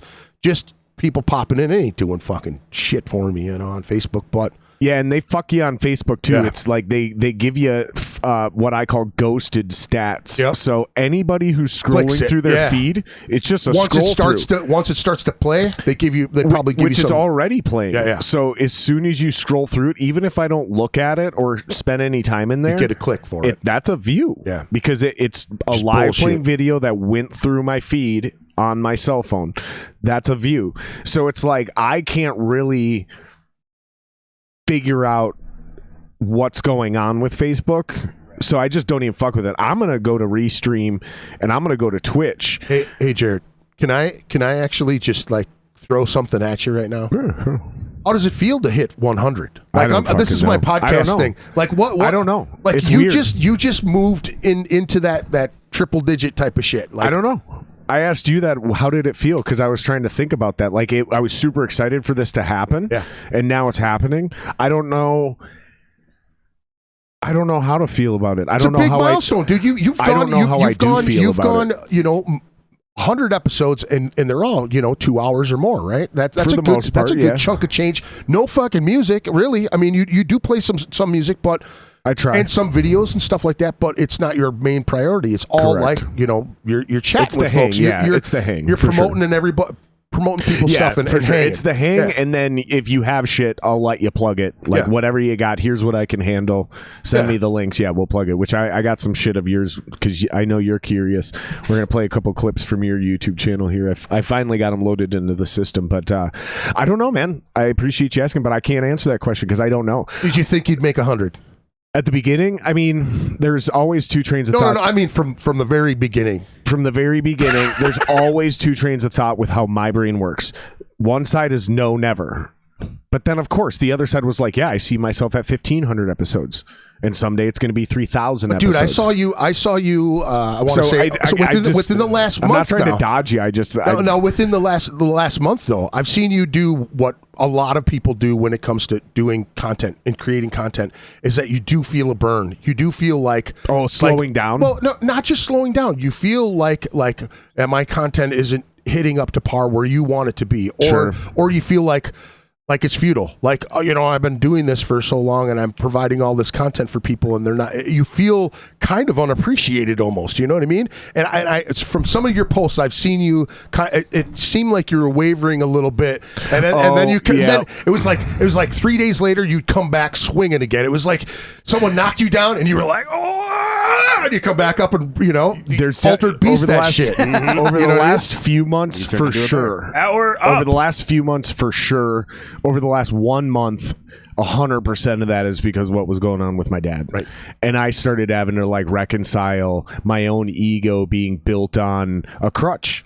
False perceptions of my own strength that I gave myself because I had people like my dad to rely on. Right. So then when he had the aneurysm and went into the hospital, an entire chunk of my ego collapsed because I realized there's no longer information I can get from this person. Right. And it's not shit you can YouTube. They're like life choices and like priority choices. So there's certain things I'll run across where I'll look at a project in my house and I'm like, man, I don't think I should do this. And I'll hit up my dad and he'll be like, yeah, fuck that. Hire somebody. Right. But then there's other times where I'm like, man, I don't think this is realistic. And I'll hit up my dad and he'll be like, no, of course. You just do this, this, and this. I'm like, wait, it's really that easy? Yeah. And he'll be like, yeah, dude, here, I'll show you. Next time you come over, and he'll like literally either borrow me the tools or show me the tools and I'm like, oh my God, I didn't even know I could. It's really that easy? And he's like, yeah, do not spend 12 grand for some other asshole to do this. Right. Just look up the city code and make sure you're at X amount of inches. Right. I'm like, holy fuck. Losing that resource that quickly completely fucked me over. Right. Like it just fucked my entire sense of strength. And it's taken me about a month and I've slowly rebuilt that because I realized like I'm a lot stronger than I give myself credit for. Sure. And I'm also really fucking hard on myself. I think we all are. I think everybody in this room kind of is. We are all super hard on you, and that's I've got a hard on for you right now. That's so what I meant too. No, I know what you mean though. We're all our own biggest critics, and it's fucking hard because and then what I suffered from for a long time, and even sometimes still to this day, is also having to be your own biggest cheerleader. So when motherfuckers do shit on you, you gotta pick yourself back up because ain't nobody else gonna do it for you. And so that'll fucking distort the ego too. That'll completely fuck with your sense of self as well. And trying to stay healthy and stay confident because you gotta be confident. Mm-hmm. If you start having self-doubt and you're no longer confident, I don't think a person can be a musician if they don't have some sort of ego battle going on inside them. You know what I mean? Yeah, like, even if it's false like you confidence. Overcompensate to be like over ego, you know? Yeah. And then somehow it like eventually goes one way or the other. You know what I mean? Like it's a struggle constantly to get in the middle of that. And it goes both ways. Usually a guy starts, this is what I've noticed, is most musicians, and there's a thousand exceptions to this rule, but it's still the majority of musicians start out at one of those extremes. They're either like super fucking introverted and in their shell and have a completely unhealthy small ego, or they come out of the gates, they come out of high school like I did, thinking they're already 6 months from being famous. You know? Like I was 19 and was like, I'm the biggest thing that's ever hit this town. I legitimately had to tell myself that in order to build that confidence, and then I believed that. You know what though? I think the music industry will humble you or here's build you here's up the thing though. and balance you back out over time. I like this is like 30 seconds and then please go right ahead. But before we move on, 21 years of I'm going to be famous in 6 months. That was my whole career. And it was almost a self-fulfilling prophecy up until it wasn't. And now I'm a bitter, angry old fucking asshole. And I'm never going to another show again. That's all I wanted to say. Go ahead, Greg. That was absolutely fantastic. All right, and now to Greg with the sports.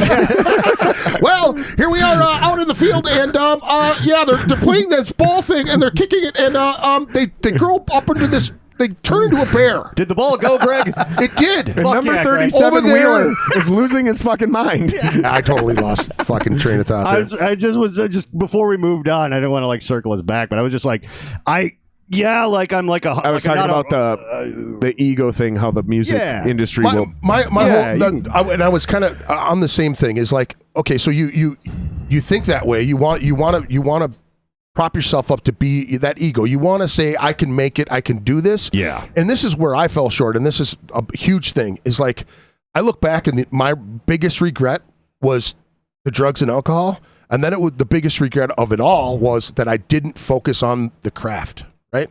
So I was in the right spot at the right time to get cool things, be on 93X, be on 93X Fest, to do these things and play in front of all these people and to have these showcases with record labels and, Monty Connor and fucking this guy and that guy and all this other shit and these management companies and all this bullshit, right?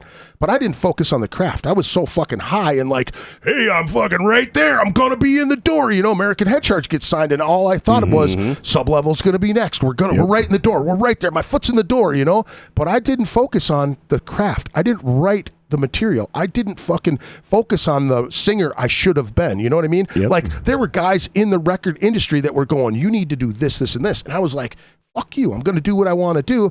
But I didn't do any of it. I was just getting high going, I'm a local hero, dude. Yeah, this is fucking great. You know what I mean? And you know, there's a high school football Sunset star. Black. Sunset Black. There's Brandon from I Sunset remember Black. them. Yeah. There's Brandon tropes that Brandon run from like Sunset Black came here from, I think, was it Kansas or Missouri? Somewhere in Missouri. Yeah, they relocated here for their. So he comes here, right? And just within the last 2 years, he's written a bunch of stuff that they've used in big bands. Big bands have bought in his songs. And he's actually won a Grammy for this shit. You know what I mean? This is a cat we came up with, you know, in the scene. In He was the right late, before my time, but I get your point. in the late 90s, early 2000s, you know what I mean? So this cat comes to town and he was super, super talented. Great singer, great performer, everything. And his band didn't make it big. I thought out of all the cats that they came close. Really close, And I yes. think it was also kind of like the Skywind. Yeah. Like, there was Yep. some bullshit. Yep. Like where it was like, actually it would have been fine, but then it was like, well, it just turns out, 9/11 happened and then this guy got fired that was like representing you. And Right. it's just like, okay, but if that hadn't happened, they maybe would have been. Well, you know what I mean? It's just- you know Yeah, as I well know as I exactly do what you're from getting at. back in that time. You know what I mean? If you think about Nickelback, right? If you think about, and it's a stupid thing, but No, I hear you. when they got signed, some pops. because Slipknot kind of kicked the door open for a lot of bands, and not just the bands like Slipknot, not the new metal bands, not the borderline thrash death metal bands, right? They're not just the Slayer type of bands, but Nickelback was the next one that came into that label that leapfrogged into this super shit. Sure. But with labels, and what people don't really understand, because labels don't work like that anymore, is they used to find diamonds in the rough, and they would put a little money into them, and they would put a little capital into them. You know what I mean? They would I develop remember, them. yeah, they would Yeah. develop them just a little bit, or they would fucking really let them go. They'd see that shit and Right. they'd really let them go. Like Head But Charge. when- That's what happened with Head Charge. but when they got a bands shot, like that and then get Rick Rubin jumped on signed, board. right? They would, and they hit that mark, and then they're starting to make that stride. Now every fucking label's going, oh, they've got a Nickelback. We've got to get it. Then you come Puddle of Mud. You got Three Doors Down. You got all these bands that like all of a sudden piggybacked off somebody else's And success. they either do it with a sound or they dive into a town. Right. And that's what happened with us, is they came to the town. Like Well, another and band blew up, which was Head Charge, day, right? Well, Yeah. No, this is the thing though. Didn't Before Skywind have to go to they Seattle went to and then they come went to back? Cali. They went to Yeah, Cali but and they were came back. based out of here, but they weren't rooted in Cali. They just were out there for like showcasing. It's technically things. Seattle. I'm very But they close did a with- lot it's of shit, Seattle. though. They did a lot. It was Seattle because okay. they went out to Seattle and they met Bill Berry and they came back here with their shit together. Right. And Head Charge had already popped. It was then Skywind who was getting attention, and then Sunset Black was getting attention, and then. Then it spiraled down to everybody We else. played a fuckload of showcases, man. Yeah. A But this fuckload was of still coming. showcases. It's hard to say this though too, because we were still coming out of Collective Soul. Soul Asylum being very respectable and popular. Oh my God. I made an asshole of myself with that, which dude. was still on the tail end and in the heat of the Prince thing. So like, we've had this heat on our city since basically the '80s because we've had just enough big bands Replacements? pop. By the way, from here, I want to say one dickhead thing, and then Do it, do it. I Yes, want do it. to do it just because we're old music guys. SMB never had a label showcase, but we sold more records than everyone that did. That's with dope. no one's help. See, I and there's a absolutely common love I am going to SMB. be done talking about that now. I but I just wanted to throw that out there. absolutely love that band. Well, we talked about this You on were the podcast. you were always too. like an encouraging person back when some people were like, "What is this?" You were like, "No, this is fun." I It's absolutely loved it. I Yeah. absolutely loved it. Yeah. It was the stage show it and was so good. dude. It was like be right back. it was like chaotic circus music, dude. It was fucking and. It was funny because they would play with any fucking band. They didn't give a fuck. They would play with any band. I hated We genres. played. You know, we're playing in a death metal band, and SME like plays after us, and I just sat there and like, dude, we should have never played with these guys. They're just killing us right now. I'm just going, holy fuck, these guys are awesome, man. And it was like, you guys. I mean, I really enjoyed your guys' stuff, and I thought that you guys should have leapfrogged into some shit too, man. You know, We kind of did here and there, but it was weird. Just that was the only reason I brought up that egotistical point, just real quick, is that we had So here's what we were. We were a really successful underground punk band, but we didn't realize that's what we were doing. Right. We were just like, why aren't we on a label? It's like, you sold 10,000 copies of this record you made yourself. Like, well, yeah, but then like nobody like signed us. Like, Joey, dude, there's people soda that in get the fridge if signed. you want. I'm good. I got water. You know, like it was just weird because we were like on all these big tours all the time with no management. Well, Like, you guys had your merch and shit down. You guys had all that shit down, and that was before. You know what I mean? That like it didn't even fucking. It wasn't even on my radar, man. It was just all about playing. You know what I mean? And then I see bands like SMB and. There's a few other bands options that were really had their shit together. You know, like this, fucking koozies and multiple. Again, I really thank you for this. You know what it reminds me of is like it is Curious George, dude. That's the same fucking the same fucking font, dude. Curious George And color. The That's man in the beautiful. yellow Yes. Banana Republic. This is. Yeah, you know, it's completely different in town, and I've seen this music scene go up and down. You know, I've been playing since '87. You know what I mean? So and the attention goes away, and then it comes back, and the scene builds, and it fucking explodes, and then dies, and then like a phoenix is reborn from the ashes. It frustrates me so much though, because there are so many talented people in this fucking music scene that don't get any attention at all. You know what I mean? It's always on a coast or. You know what I mean? It's not even just the music scene anymore. We have this new wave of guys that are buying into creating content, like John, who leaves the music industry and says, fuck music. That industry's bullshit, which is totally true, but we're addicted because we're all drug addicts in some fucking way. But at the same time, you have Joey who hybrids the two. He's like, no, I'm a fucking musician, but I'm going to figure out a way to get something like that online without That's evolution, dude. That's what I love about that. Is that I'm not really good at either things. Like, you're a vocalist. You know what's crazy though, man, is that I've always seen this too. You're dope. You could be a jack of all trades, but if you like have a couple things that you're pretty damn good at, it eventually just bottlenecks into something really cool. You know what I mean? Like the evolution of it.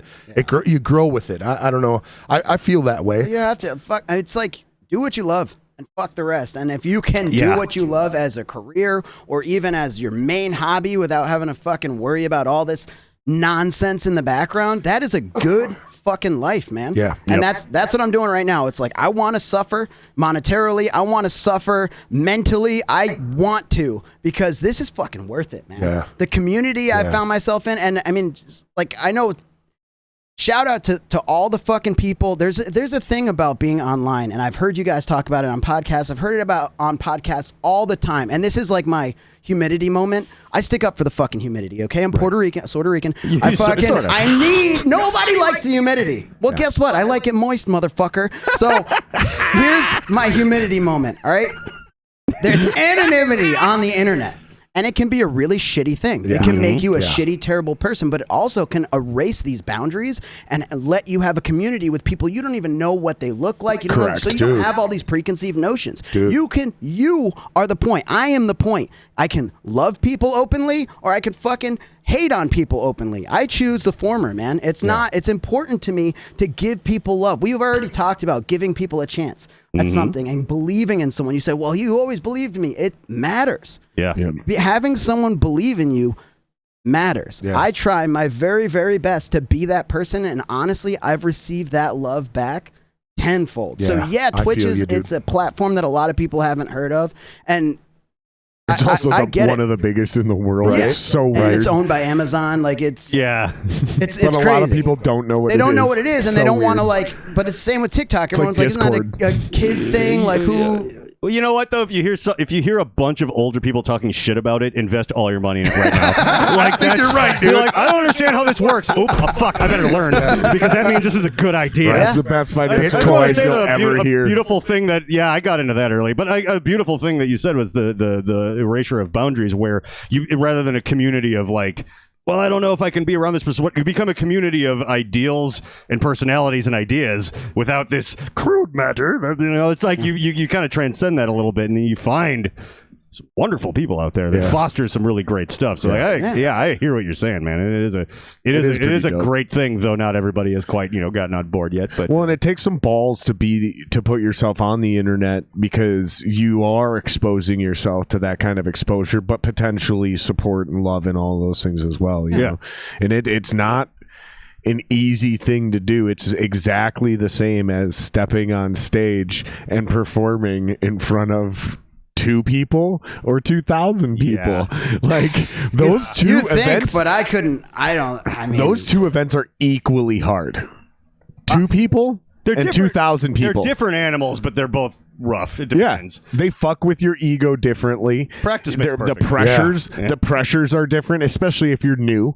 But like if you've got 10 years under your belt, you know how fucking hard it is to play for 2 people, but you still got to fucking do it. I know. We all do. Absolutely we all do. Yeah. But then all of a sudden, you fucking 2 people, you're getting shit shows, and then all of a sudden, boom, 2,000 people. I think 5,000 people. To go back to where we were talking just a little bit ago about putting in the work. I think that no matter where you're at in this scheme of this medium, right, with podcasting or content creating, like finding what you enjoy, what you love, and emulating that out to other people so they can possibly catch it and go, man, I just want to do something that I truly like doing. You know what I mean? Like these dudes are doing it. They're not making a lot of money, but they're consistent and they're putting in the work and they're doing it.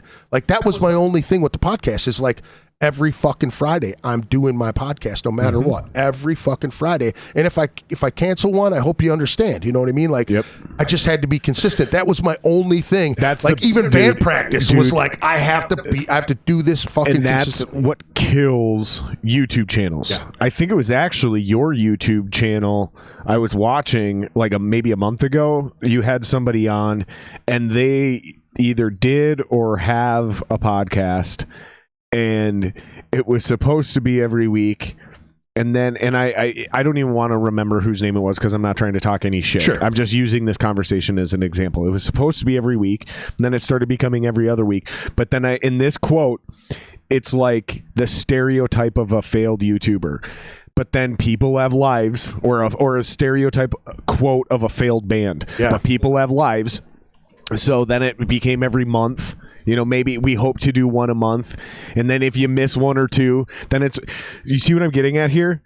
So that's why I don't religiously do 2 or 3 a week, Monday, Wednesday, Friday, Tuesday, Thursdays, anything like that. I try to do 2 a week, try to do them on Tuesdays and Thursdays, but I got to be able to be flexible and pivot, because even just doing that 1 a week every Friday, what if shit hits the fan 2-3 weeks in a row? Now it's a month you haven't done it, but you didn't fuck that up. You kept, so the consistency and staying on it, same thing I hear about that with you and your Twitch shit. You're like, I got a live stream tonight, dude.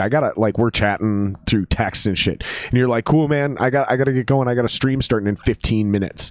Like, it's, you have to take it super seriously up front to even get some, and you know this with everything you've done, you have to take it super seriously up front just to get the ball rolling, to get other people even remotely interested in your shit. And then if it's not good and you don't fucking love it, you're obligated because you've got this thing rolling, so you better fucking love it. You better find something you love. And what I say is 3 arrows. What are you good at? What do you like doing? And what are your fucking opportunities or options? Get all 3 of those arrows pointed in one direction and you will find success, right? Because you're already good at it. You like doing it, and you have an opportunity or an option to do that, right? So I'm really good at guitar. I fucking like playing guitar, and I have a cell phone and the ability to upload videos to YouTube. Boom, 3 arrows. Run, bitch. You see what I'm saying? Like it's not complicated, but people overthink these things, or they find mental barriers not to do it, or they're fucking super insecure about being criticized on the internet. And all of those things, and there's one last thing I'll throw out, which is a number 7. If you can get past 7 episodes, the odds of you succeeding or continuing on YouTube are like infinitely higher. So basically, people that don't keep going don't get to 7 or past 7 episodes of whatever they're doing. That's like a number, and that happens when you only do 1 a month or 1 a week. Like life gets in the way, things get in the way. So that's why I piled on and did so many up front, 3 a week, 4 a week for that first few months, because I knew I had to like get into this and get it to a point where if somebody cancels on me, okay, I still have 2 more this week. How do you guys feel about that, being consistent in creating? Yeah, you have to create this content. Well, that's what when I was talking about speed running, like a bad idea in the morning. Like this is gonna be a song I've decided, and then I'm gonna like record and mix it, and then like make it into a video by that evening, and then maybe put it out in the morning or whatever. But it's in the can by then at least. It's been a exercise in self-discipline, like intentionally, because I usually make longer form content, but there's been days that I've sort of allocated to certain things just to be like, hey man, like if you have this thing that's taking you a month to do, like some of those things I made, like those like really heady, I've never thought about it like that have like lasers and special effects. It's like that can take a long time. So I'm like, okay, well I'm burnt out on that. What can I put out at least right now, because that could be this week's really funny thing. That's fucking brilliant though. But man. wasn't that also the motivation for the Rum Dumpster podcast? It's that like, too. That's a Ponzi scheme. It's a watch time Ponzi scheme. That's all that is. Like I don't have this other content done. Let's do an episode of Rum Dumpster. That's a great idea. Zero It's editing. genius. It's just like intro, recording, snowball mic in the middle of the table. I set up the gain structure so it works pretty much anywhere. Like 1 or 2 lights. I did it mobile. I went over to Figgles's place and all that, and like whatever. It's like 1 camera angle that looks like pretty good, and I'm like, cool. That's in the can. That'll go out on like Friday morning or whatever. It's so fucking that brilliant. like, I'm still putting in 50 hours of goddamn industrial light and magic editing for this next thing where I'm trying to make some point no one's gonna get. Like that will at least still be 2 hours of like, yeah, but this was funny, and like whatever, we watched it. I got watched hours and it's views and creator ADHD. Sure. Like here's the thing: is like I get what you're saying. When we're having this whole conversation, it's like one of us will get a point to the conversation, jump in. I don't mean to cut you off, but we have to get that fucking point out right there. I could see that being like that. Like, okay, I got this thing. If I sit on this motherfucker, it's going to take me a month to get this down. Fuck it, I'm going to do it as fast as I possibly can. I could see that working really good. It takes a little bit of organization. It's kind of brilliant. Too, where you got to plan ahead. Like, because even on TikTok now, where I'm like, I will like film 5 dumb ideas really fast, and then that way I just have one every day that's already done, and I'm like doop, and it's like that's nothing, so that's a genius. minute, and then I got to get Who's back that to graphic designer? He was on Corridor Crew. He sold his entire portfolio for like $750 million or some crazy number. But is what he did, and I'll think of his name later, of course. What he did was every day for 10 consecutive years, he did a render. Yeah. So it's like either a moving like picture video or it's just a picture, but he uploaded one piece of art to his Instagram every single day. Is this an Asian dude? No, it's a white dude. One of the nerdiest fucking coolest Maybe he was dudes. Asian. He wasn't Asian. No, and he sounds like a fucking nerdy. He looks and sounds like a nerdy white dude from like Nebraska. But he's awesome. Someone who sold a giant catalog. I'm thinking of. It's a different guy. But he was the first guy to sell an NFT. So everybody that knows about NFTs now, it's because of this guy. Oh, I got you. He sold his whole. I just heard about portfolio. about those two from Reggie Watts. I just heard about forget that. the guy's fucking name. And if we were live, we could ask the viewers because it's like. This is not his name, but it's something like Fugget or Pungent or something like that. And he spells it kind of goofy, but that's his Instagram handle. It sounds like what you're doing is kind of what he did, but the difference is he uploaded something every day for 10 consecutive years and then took that entire thing and sold it to someone as an NFT. So it's sold as a single piece of art. Basically a library of renders and shit he sold as one giant transaction in a single file called an NFT, non-fungible token, which means non-redeemable. It's his. It's like buying the original Mona Lisa, and now everybody has a copy of your original. Dude, NFTs, even though everybody's already got a copy, you're the only one with the original. You see what I'm saying? Way to launder money. It's such a crazy, like painting. I heard that from someone who isn't me, who does stuff like that. Who's also probably someone else. It's crazy, dude. It's a new world. I love that. That was great. It's like hearing about YouTube. Wait, you're going to be able to upload videos of what? Your cat That's the Right. level How of is that making intelligence. billions of dollars? But it did. Right, exactly. That's exactly what that's the metaphor. Mm-hmm. That's about the depth of anyone's conversation who's talking about NFTs right now, until you hear somebody like that, until somebody goes, yeah, until you start your own radio show or TV show on YouTube, and everyone goes, no, that's exactly what it is. It's Well, like that's what I it's was like saying, that fine when art. when it's someone ways makes you avoid fun- taxes and launder money and like, Yeah. but it's real. It's tangible, real art, but with it an understood amount of money and value. I'm way over my depth already. The I'm over statistic my that I depth. heard on Rogan within the last couple of weeks, he was talking about how many podcasts that are out there right now was like up to 5 million or some shit like that. Like 5 million. It's like every third person in the country Exactly. has one, or Has something one. like that. And it just blows me away because you like I started way back. You know what I mean? Yeah. I'm 11 years into it. You know what I mean? When it was probably 1 in a million. Yeah, people but, had and it just blows me away that like there's 300 of them in the I've country. always done that. I'm running to do something cool, and then all of a sudden I go, I gotta stop running. I'm out of breath, and then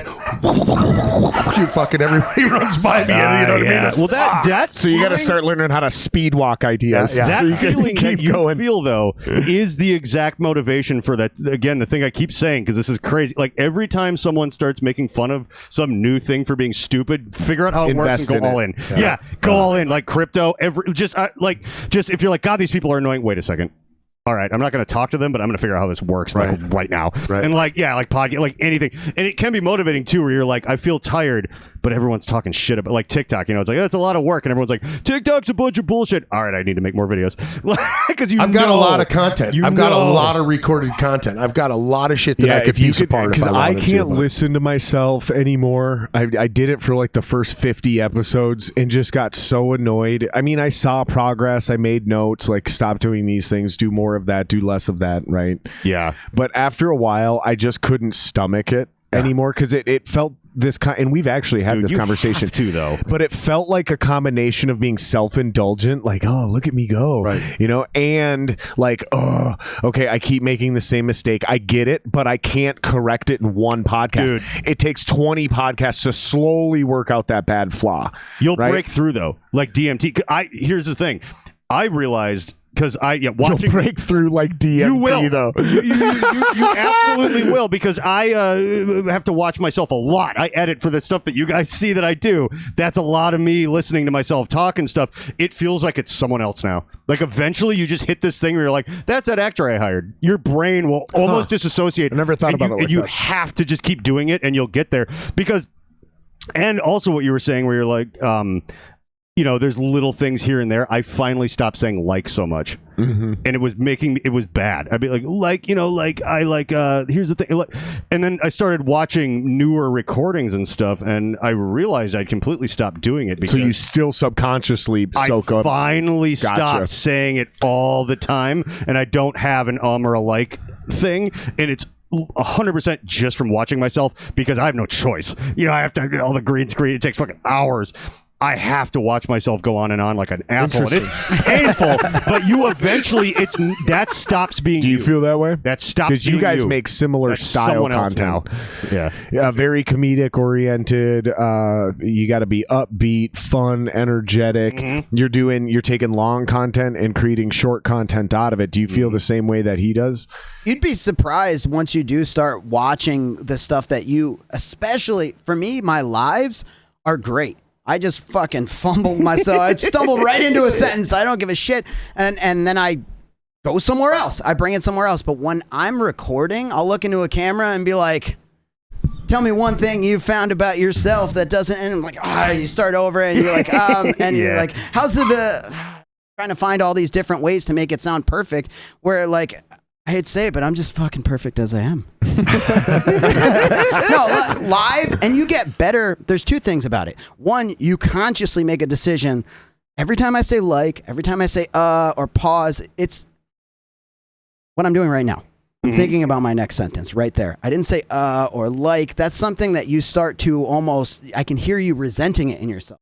And instead of doing that, allow the air to breathe. In music, the most beautiful thing in music, the best thing in music is the space between notes. Shut the fuck up. Man. Or stop that shit. playing. Yep. Yeah. Love that shit. It's so important. It's so important not only for me to shut up and let my guitarist shine through and bassist shine through and drummer shine through, but it's important for us as a group to shut the fuck up for a moment to allow tension to build and then resolve.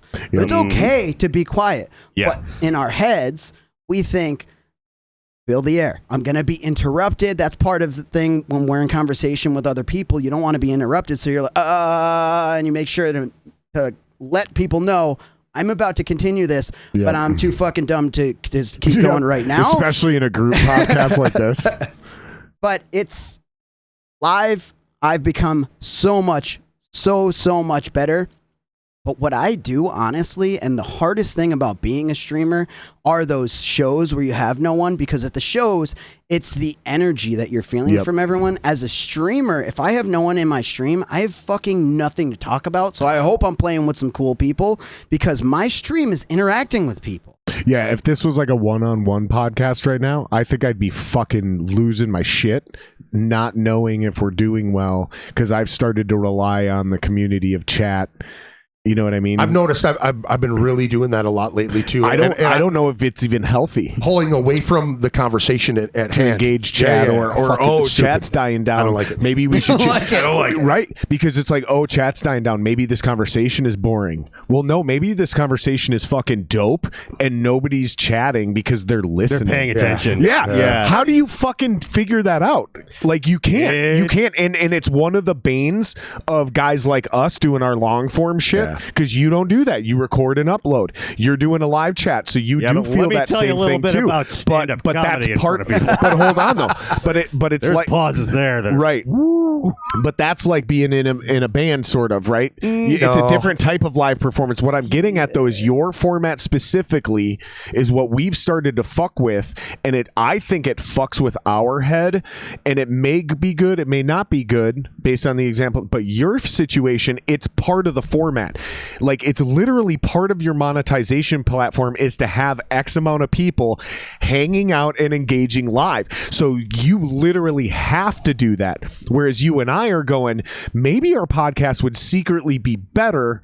This is something subconsciously we both acknowledge and then consciously talked about. Right. Maybe it would be better without the live chat because we can be more present with our guest. Yeah, we did. Which is why I snipped your internet halfway before I came in, so you could juxtaposition this That's episode why you were late, with all the son other of a episodes. bitch. He's out there just like, You were just out. do I give You it had 2 climbed up reps? the pole and just like whacking the thing with a hammer. Like, I'm gonna walk out in my fucking light post behind my garage. He's gonna have those metal That's why spike the things on his internet's leg. not working. Hey, maybe it's a gift from God that the internet, we just have to rely on each other. Well, and I'll be curious, like, because I haven't uploaded like you do a podcast in so long.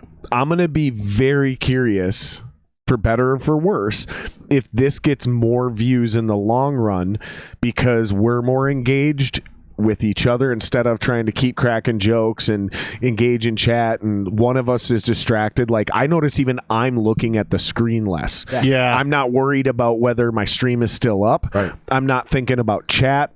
All I'm doing is every once in a while still making sure I haven't accidentally somehow stopped the recording. Yeah. Now, when we did our beta test, everything looked and sounded great, but I legitimately don't know as well, and this is one of the fucked up parts about recording. Do you record audio on your Zoom? Not yet, but I'm going to because I should. Yeah. But from I what always I like understand, having that backup just for the just in case. You know what I mean? the audio from this should be fine regardless, so I can rip the audio through. Right. Just through like QuickTime, you can just rip the audio. But I don't know if a 3-hour version of our 5-minute beta test is going to translate. So I'm still having a little bit of faith there, which is also an insecurity versus the YouTube thing. When there's a YouTube issue, you can usually correct it on the fly. When we record them like this, dude, that's one of the other secret podcasts that never went up, is I fucking did a podcast with somebody and then started watching the first 5 minutes of it and it was all pixelated. And I was like, I can't use this. It's literally unwatchable. and didn't even think at that point, well, I'll just rip the audio, throw it online. What you should do is you should have ripped the audio and just had a dude standing there fucking helicoptering the whole time. That's it. I need a picture of you guys doing it. Oh, speaking of, I want to do. That's not I want to do. Where are you going with this? I already have one on my phone. I want to do a promo video. I want to do a promo video for the four of us. I think I've talked about all of it with all of you. Definitely you. Probably. Definitely you, because you helped me come up with the other version of the idea that made the whole thing actually even better. Yeah. So I want to do a promo video of us. You remember those old photos of the girls who water skied on Lake Calhoun? I don't think I've seen them. Yes. Okay. Yes. Here's what the photo is. It's me, you, and John on water skis in Speedos, and then it's Greg in one of these hats driving the boat. Yeah. But it's a drone video. So we just set the drone to fucking follow and look at us and map out the angle. Well, I probably have to do a couple practice runs, but as long as it's all set up, and there's the one. It'll be just real quick. I'll learn how to water ski. Yeah, yeah, seriously. Like my dexterity. Why do you think I ride a stationary bike? Dude? I can't even. I just found out I can't swim anymore. Like I'm so old and broken. Jake and I were like jumping off. You can't swim? Barely. I used to You'll be able figure to. it out. No, my fucking hip injury. Me and Jake were It's like, worth let's the go risk. like jumping The off. content quarry is rocks. worth the risk. Yeah. And I was like, I'll just hop in the water real quick. Hey, and see if I John. still got it. I was like, Hey, John, let me ask you, how close are you to monetizing on TikTok? a couple hundred followers, I think. Okay. And I'm not an expert in exactly. I bet you'd have already gotten there if we had a video of you in a Speedo ski. You'd be water surprised. skiing. There's a lot of videos of me in my underwear on there, and like those do okay. And then I like start like screaming about some political shit, and it's like 280,000 views. I'm like, oh, okay. Yeah, if you charge people up, man, and you get people charged about stuff, that's what people want on TikTok. Yeah, see, but now we're stories now about we're how, feeding like, into the I lived negative down the beast. street I'm from not the Floyd doing that. protest, See, and people are like, that's that a really big deal happened. to Like, me. yeah. Like, I ain't doing that shit. I ain't triggering people on purpose. No, you get a lot of The love, and then clickbaity some people bullshit. that can barely spell being like, well, I read on liberty.gov that didn't happen. I'll bet you didn't even live in Minneapolis. I'm like, where do you live? I just want to wear a And they don't luchador answer. mask and in a diaper and just fucking go fucking ham I on. think- How you doing today? I'm over here. Let's fucking do that shit. We shave the satanic. I think the Hispanic four of us- body hair. There's no body hair. It's like. Are you like four fucking? It's the Native American to me, dude. I got like four hairs here, like hairs around my nipples, and long like ones, a right? little bit here. Yeah, Yeah, that's where your strength That's is. just changed my whole. I was That's just being a imagining, man. like, no, like getting there's older. no bear up in here, Wow. dude. That's just bald. It's It's just all like dad bod, no yeah, bear. That's it. Yeah. A Buddha I think right in the four middle. of us That when could I sit shoot like this, some the weird fucking content. Probably. The four of us, and I want to do it out of our studios, right? Oh, so like, God. it's not on your stream, it's not Oh, on my God. show. Right. I want the four of us. So the first piece of content, and I already got the guy agreed to do it. Basically, and we've talked about this one as well. Travis Doherty is going to tattoo two Oh, yeah. extremely realistic nipples, one on each of my ass cheeks. Okay, and I want you Like to a be there cancer laughing at survivor me while grade it's happening. fucking thing on your They're butt. going to be so realistic Oh, dude. on each ass cheek. I want you to be there just laughing at me and making fun of me only with him. if we could do one idea. You remember the old school like Well, hold on. 70s Let me porn? finish telling I you. got to get this one out Okay, real quick. okay. 70s porn. Pizza guy thing. You know what I'm talking about? Where the pizza guy comes and you order extra anchovies. I want to do something like that in Okay. jorts. Okay. All right. Well, but sorry. once I get hookup right there. once I get the titty good. tats, once I get the titty tats, John's gonna film me running around downtown Minneapolis randomly mooning people. And the content I'm looking for is I want to catch faces of dudes who are equally disgusted and aroused at the same time. Those, yeah, like I don't know if I, Disroused. yeah. We're going That's to a feeling I jail. know Because I have well. a great looking ass. I have a great ass, and these nipples are going to be so realistic. And John's going to film me mooning people and then just running away because I'm extremely fast and I don't know if athletic, I so want to no one's spread them catching or me. milk them. Exactly. And I want you two there while I'm laughing. You can join in if you want, but this is the kind of weird I can content opt I out. want to. Yeah. I can opt out of jail. This is the sentence. kind of weird content I want to film between the water skiing thing, my titty tats, like the whole deal, dude. Like the four. Oh, and then we have the batting cage idea, but I got to find a former baseball player to do that one. We need to go to Top Golf. Golf That's so is close to the where I live. shit. I'm right over with a one on 694. Yeah, I drive by it all the time when I'm going home down from the road somewhere. from there. Between the four of our channels, I'm telling you, Maple Grove. Oh shit! yeah, none of us are that far. Dude. And so I'm telling you, between the four of us with our channels, we can hit up these cool local spots and have these fun activities where we're having a blast, just having entertainment. Film it, cut it up into content, and use it to promote the same shit we're already doing. So we're literally just having a lot of fun for free and somehow monetizing it in the long run. You're already monetized. You're about to monetize. You and I are still quite far down the road. I mean, I got 300 subs. You got 250. We're fucking. It's a long road for us. It's a long road. But I think these types of content. This type of content can help bring greater attention to our platforms, which can help bring greater attention to our guests, which is our real motivation for doing our style podcast. You and I are the only ones who have our entire platform based on the idea of bringing a guest on. If like, that's why I try to tell people, if I really was that egocentric, I'd have started a Bill Burr style podcast where it's just me yelling at a microphone or a camera. He's so fucking good at that, though, dude. I get it. He's so I good. get it. Not only am I not that good at that, but it's also not the point. Like, I decided my format would work best with me trying to show other people how dope this town is. And where is my greatest foundation? Music, just like Rogan's was with comedy, right? And then I want to get out and do football players, which I've started to do. I want to get out and do more comedians and authors and survivalists and shit like that. Fucking Larry Roberts from season 2 and season 5 of Alone. I fucking love that show, dude. That show is amazing. I'm this close to having him booked on the podcast. Wow. I'm super excited. Like, those are the things I want to do. Is the motto of the show in the business model that I actually pitched to a banker, and he was like, "So how much money are you looking for?" I was like, "None. I just wanted to know if that was dope." Seriously, and But then I just took frisky 1.2 million. then I just pulled it back. But literally, it was, I want to talk to cool people who've done cool shit or are doing cool shit. That's really the point of the podcast. And then I was like, but this town is full of them. That's really the secret here, right? So I'll just start here. So it's interesting because you and I have to make content that way. We have to book a guest. We put all this work into this shit that way. But we don't edit. We don't have to worry about these other mediums. So there's way less work there. You guys are putting in, it feels like, so much more work and effort. But you're also much more close, or have already monetized on these other platforms as well. So this is my long-winded way of saying, okay, I think you guys are right. I still don't know. I still don't know. That's a clip right there. I still don't know how. That should be your first TikTok. I still don't know how we're going to pull this off.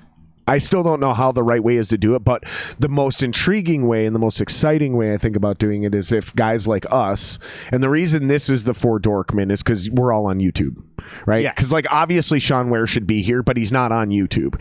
So we can't collaborate. We can't cross, you know what I mean? We're trying to build another community here, like the music scene. This is like the Minnesota fucking YouTuber society, whatever, right? But long story short, I think the most exciting and fun and engaging way that we can all do this is to do it together outside of our studios, create extra content out of that, which I think we can all selfishly reappropriate into promotion and attention towards our own channels.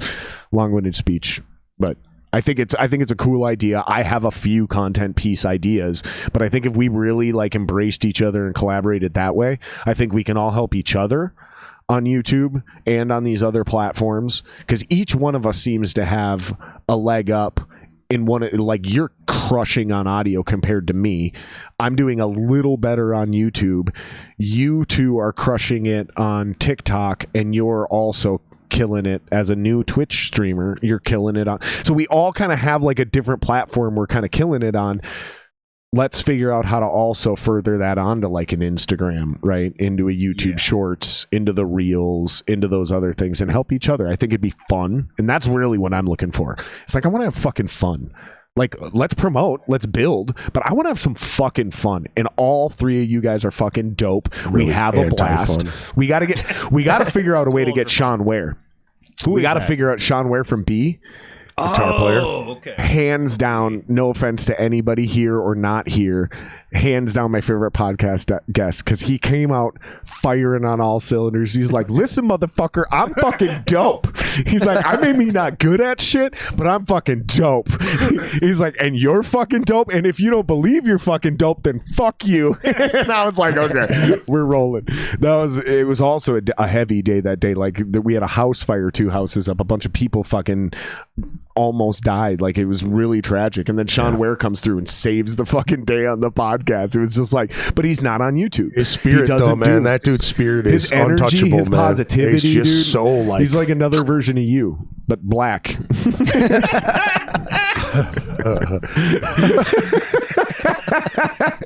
Sort of blackened.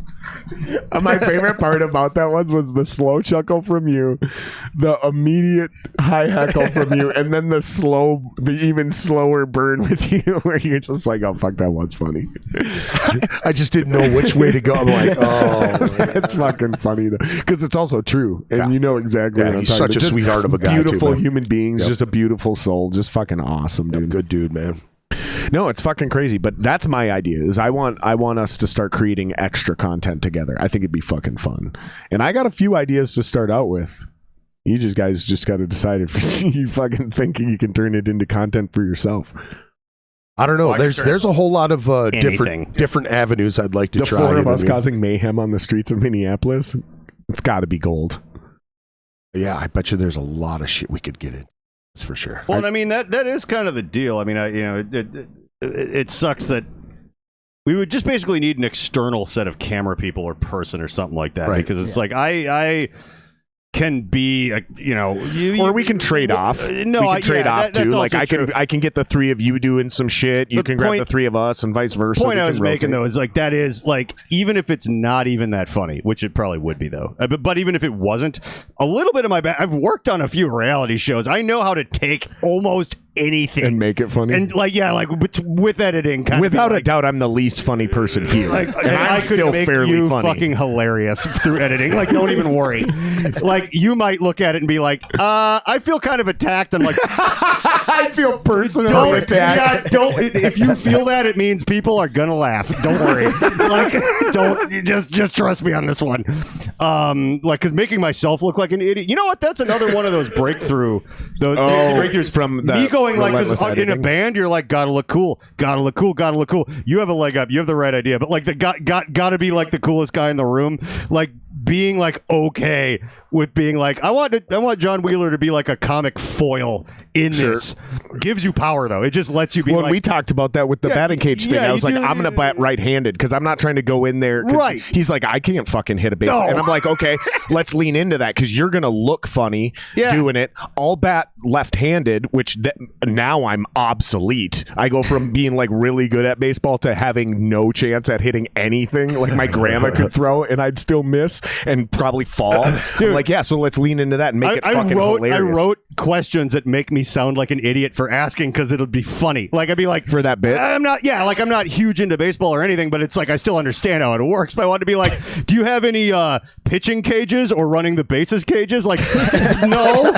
Like, well, then why the fuck is that in baseball? Shouldn't it just be all base boys batting? We could have 10 base boys lined up and then whatever. Just so I sound like I don't even understand how it works. And like, because it's like now you have to write new bits because you just burned 2 of them on this podcast. No. We're gonna make that video, but your instinct is to be like, I want to sound smart, and I'm like, that's You're right. bad. No one watches this anyways. No, I hope they do because then they'll watch our baseball thing. But They'll watch that first. Well, and then they'll come back. It's like, where did that horrible idea come from? It's right here. But 100, baby, 100. like, if you ever go, That's a hope great this callback. thing makes me look smart, you have fucked yourself. Right. You've shot yourself in the. You want to be like, I know where I stand. I don't care. Like, I want everyone to think I'm a giant. You know that Bert's so much smarter than he fucking lets on. Like, Bert Kreischer? Yeah, like That motherfucker, I'm telling you, Bert Kreischer's a genius. You ever seen him live? He knows how to play the Not foil. yet. I've seen him live but twice. He's fucking That's amazing. exactly what he does. Is he has figured out a way knows. to be a literal genius, especially on the marketing and content creation Yeah, side. you cannot be dumb and run it how he does at all. And he plays an idiot, and it is believable. Like he does say dumb shit where it seems actually genuine, but it's like, okay, so all this to me is proving is that the village idiot is also the smartest person in the fucking village. When you see what I'm saying? when you Like- make a movie about your college fucking Serbia. Van Wilder was on Van him. Wilder. the old one. Yeah. Van yeah, Wilder is based on His the college real life, life yep. story of No, his Bert dad Kreischer. like ran a law firm. He's a shrewd motherfucker. yep. He's a party animal maniac. Yeah. But like, And now look he's at- doing the machine. He's Yeah. making the machine movie. The story Yes, behind. Mark Hamill's playing. They his just dad. finished. No way. They Yeah, just yeah, they they just just- wrapped production. Yeah. Wow. The machine is going to Do be you a know? real Do you know movie. about that Yeah. story, dude? When he told that shit live, like I'd heard it on Rogan a bunch of times, but when he told it live, it was, dude. Everybody was fucking yelling it. The machine at the very end, you know.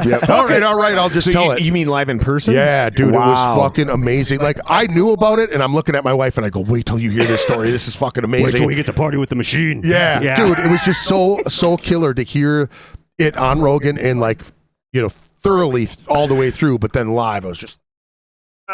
We've talked about Fucking amazing. him and Tom Segura a lot when you've come on this podcast because I'm definitely, this format is clearly, obviously a Rogan style, but what you're doing on your podcast, you're like, well, I kind of want to go like a more your mom's house style. Yeah, that's Right, if so we're we all- kinda if like we're all used- copying somebody. That's who Right. I'd like to be. Right. Dude, I want to see their live stuff. The live stuff they were just talking about. The grody, Yeah, scary like that's what I- pay per view. yeah, It's like yeah, $10. yeah. It's worth it. You I will did. be What is different. that I on? bought What it. is that on? You What do just they- go to their website. Yeah, it's Your hosted. mom's house. Right. Your mom's house, or it's ymhstudios.com. Yeah. And then they've got it figured out. And I've actually been trying to fucking figure out a similar idea. Because I think we could do some fucking wild shit, but we all got to get bigger before we get to Yeah, that before point. it matters enough to. But we got guys like Joey and Stephen Lane in our corner who can show us, here's the tech, here's how you do it. You know, we between you and I specifically, we have enough fucking mixers. We can do whatever the fuck we want. Like we can do whatever Enough we shit. want. I Now think we every- just I have to think we all figure have out how enough to gear. do it. Yeah, and that's the point. Is like we're finally all getting to that point where we know enough. We have specialties, After Effects, fucking all the equipment you have, what you and we can fucking do some dope ass shit. Mm-hmm. I would really like to. I mean, you and I have talked about that, but I would really like to do and somehow branch out doing a live show. Yep. You know what I mean? Like mix in comedy, mix in music, mix in like podcast throughout the whole thing to where you're actually having guests in the crowd ask questions and play off of some of the shit that they do, and drinks are flowing, people are having a good time. It might get unruly and fucking that's I love that idea. doing the live stuff and being on stage and being a frontman. All of us are frontmen, Yeah. right? So we would be able to handle a lot of the fucking bullshit that would come at us. 'cause, Literally every single person at this table was a front man in Yeah. the band, or Yeah. is. Right. Yeah. And I think it'd we be commanded crowds. This is like always a thing in my. That's a great point I never thought about. Band again or whatever. Yeah. But like, if you're ever like, if you put together a show and you're like, gosh, I wish I had like an MC in between songs to introduce people and talk a little bit of shit. I would actually happily do that just to be able to be like, look, I have 10 minutes of shit I want to work out. Right. 2 minutes at a time in between everybody. I don't care if no one pays any attention. Right. It'd force me to leave my house Right. and hang out Right. with people for once because like my own desire to do that is so low. Yeah, but I right, know right. that mental Right. health wise, I probably should. Right. And I If you're want ever to like, do this. Dude, I want an idiot in a suit to introduce everybody. Like, John is someone you can call. I would Right. do it. Yep. I would And really. there's other comedians we can reach out I would love that to try do it too. comedy. I've always wanted to. I've have a couple ideas for things, but I've never laid them out. I've never like You should. You want to do literally stand-up, written a jo- stand-up? Yeah, Yeah. Then do stand up. I Don't just think fuck that with I- it I just online think and then that try I'm- to do stand up. I've No, got I know- so I got- many stupid stories of shit that has happened to me in my life. I can you know point what you I mean? towards some people that I'm friends with that have a night here and there. They'll be like, hey, you got Yeah, me 10 too. minutes? You want to? Yeah, all right. Right. Like, Yeah, me too. I'll be It'd be there. fun. It'd be fun. I think I do okay. Yeah, I know a couple of the comedy bookers. I've had a couple of comedians on the podcast. Like, I've got a few more coming up. If you Like want to do fuck it around, at least once. I'll point you to a couple open Fuck mics around. as well. Everyone should. It's like compulsory military service in Sweden. Whatever you should just really just do. The crazy You thing, should Everyone should just do a little eat dick. retail, and Yep. then everyone should do some open mics. Like, then we're all on the here's same the page. craziest shit about this, right? I tried to jump into stand up, couldn't even get stage time, like at any open mic. He jumped into stand up, immediately got up. Yeah. But now that I have the podcast going and it's a little different, between the two of us, we can guarantee you we'll get up on stage for at least 5 minutes at an open mic. Like, it's not even an issue anymore. It's just hilarious that 3-4 years ago when I tried, nuts, it was like, I thought it was funny. I guess not. Yeah. Dude, I think all three of you are funnier than me. Nobody's funny. If you're a little funny, you're really funny. Don't even worry about it. It's fucking crazy because some of the closest people in my life have never told me, yeah, dude, you're really good at music, you should do that. Or even the podcast. There's certain people in my entire life that have known me for 20, 30 years who've been like, dude, you have to become a comedian. I don't even think I'm that fucking funny. I think all three of you are funnier than me. And I get pressured from people that really know me. They're like, dude, fuck all this other shit. You need to be in stand-up comedy. So if those people are saying that shit about me, and I think all three of you are funnier than me, you should all be doing stand-up. Because you'd all fucking crush. That scares the shit out of me. Really? Stand up? Really? Scares the Why? fucking Is it shit because out you of me. can't hide behind the music? Well, there's The noise, the literal volume and the noise that the band creates? That's one of my fears. Got him caressing it out of the corner of my eye. I was like, what's going on over here? I want you to do stand-up, though. really. I think you should. So when I was a kid, like before all the like influences, I mean influences were there and shit, but before I knew what I wanted to do, right after Ninja Turtle, I was like, I want to be a stand-up comedian. So like it was straight from Ninja Turtle to stand-up comedian, and at that point, I had one middle ground. It was Marty McFly. I went Ninja Turtle, Marty McFly, and then musician. it was like the most pure answer I'd ever given in like my 6th grade And let me yearbook. guess, you were Michelangelo. The Fucking funniest course, dude. Turtles. Of Yep. fucking course. That I was makes pissed he perfect had the sense now. orange microphone cover. I was like, what the hell, dude? I'll never forget that. Out of everyone at this table, I think you are the closest to being a Ninja Turtle and Michelangelo. Okay. Beyond that, I don't know. Now- Greg's looking pretty turtly. I'm pretty turtly. I'm not gonna lie, dude. If you knock me on my back, I'll have a hard time getting up. That's fact. That's not what Just I saying, meant. dude. That's what I meant. No, you knocked me. It happened just a couple of weeks ago in South Dakota. I kid you not. This guy. I don't get in the pit very often. I got a $3,000 camera around my neck, and I'm taking pictures all day. And all of a sudden, this guy $30,000 camera. 3,000. Oh my god! I thought you said $30,000 camera. I was like, dude, when I get it, I go to see the fucking band, the very last band, and I'm excited to see this band, and they start playing, and I didn't drink all fucking day. I had a couple drinks. I started feeling the music. And I'm like, now I'm in the pit, and people are running into me, and I'm like, I got this camera on my neck. I'm getting frustrated because I don't want to break my brand new fucking camera, but I'm in the music now. So now I'm like, I want to be in the pit, but I'm not going to push with my hands. I'm just going to go boop and just bump people with my ass, right? I'm a big dude. I'm a big dude with a big ass. Yeah. So I'm like, but I'm not like, giving the fucking whammos. I'm just kind of like brushing them, bam, kind of giving them a little whack, Oh, yeah. And so I go around, all of a sudden this dude's got his eyes, he's all big, and he's like, you're a fucking pussy. And I was like, what? And he goes, you're hitting people, and they're not fucking ready, you're hurting people. And I looked at him, and I go, I got a camera on my neck all fucking day, what the fuck are you talking about? And he goes, fuck you. And I was like, oh yeah. So I just leaned in. Oh, fuck me. Like this. I fucking, I just shoved into him. And I'm like, you want me to hurt you? I'll fucking hurt you, His buddy comes from the other way, and he grabs a hold of my vest and my harness for my camera, and he goes this way just to try to pull me off balance and drop me to the ground, I turtled that motherfucker up bad. The first time I grabbed him, threw him out of the way, and I'm still focused on this dude yelling at him while he comes back around, and he got me on my back, dude, and I fell. Boom! I'm holding my camera the whole time, and then trying to get up. I was like, It's a roll. you know what I mean? Just like fucking little nublets, fucking kick. Get me up. Oh, that's Hilarious, fucking great, dude. That's a bit. That's 2-3 minutes at least, right there. You just whenever you're on stage, you're gonna stretch it out. Yeah. So just take that the point of the story is funny. If they give you 5 minutes, just one story. Yeah. And like You'll talk shit, these you'll guys, yell at whoever's saying anything to you. and like Joey was saying, you'll find when to pause because what you said is funny. Yeah. Don't rush to the next part. Give it breath. Let people laugh, right. even if it takes them a few seconds. And this is the only thing I understand about, especially storytelling comedy, and it's actually from Bert Kreischer. When you don't get laughs at a funny part, the first instinct is to hurry up and try to get to the next funny part because you're begging and dying for a laugh. Have confidence in the story. Let people slow down or speed up to your level and get your energy, because if they don't hit the first punchline by the third or fourth one or part in the story, they will start getting it. And then once you get bigger, that story gets better, maybe even longer, and people start laughing at the first and second joke because they already know your energy. I've got 2 killer stories. The $10 and quarter blowjob story and the dog nose up my ass while I'm banging a chick story. 2 fantastic ones that I've already worked out in my head how to lead them out, coming out to the stage. Do you want to try them out on the podcast? No, I don't. But I'm telling you, I've got 2. I've got 2 good ones that are life stories that happened to me.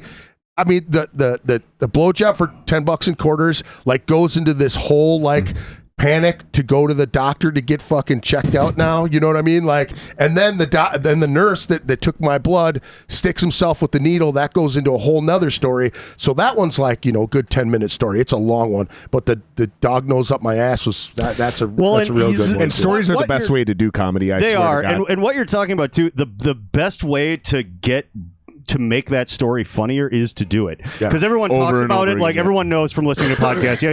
And Bert Kreischer. But until you do it, you really learn, because there's things that the live comedy kind of came back, and I was like trying things out and stuff. And again, like you think you have the funniest part of that story. There's funnier parts of that story. That was your real life that you don't even realize. Like I was talking about something where I was like, I did this day in, day out, you know, whatever, and I didn't bitch. And that was just a setup for something, but I was like, and I didn't bitch.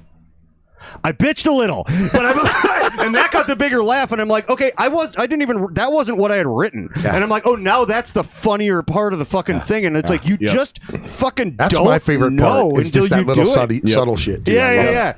And it's the fun part too. You're like, dude, I like everyone hated you, but they only laughed once, and it's like, and that one part I'm keeping and I'm doing again, and that made this whole fucking pointless Monday night worth it. You know what I mean? And that is why when you talk about, hey, I think you should. I think you should too. You'll discover weird shit about what happened to you that you didn't even think about. Well, and not only that, it's but fun. When you start out, you don't get 10, 15 minutes at an open mic. You get maybe 5, sometimes 3, unless you do Kill Tony, and then you get 1.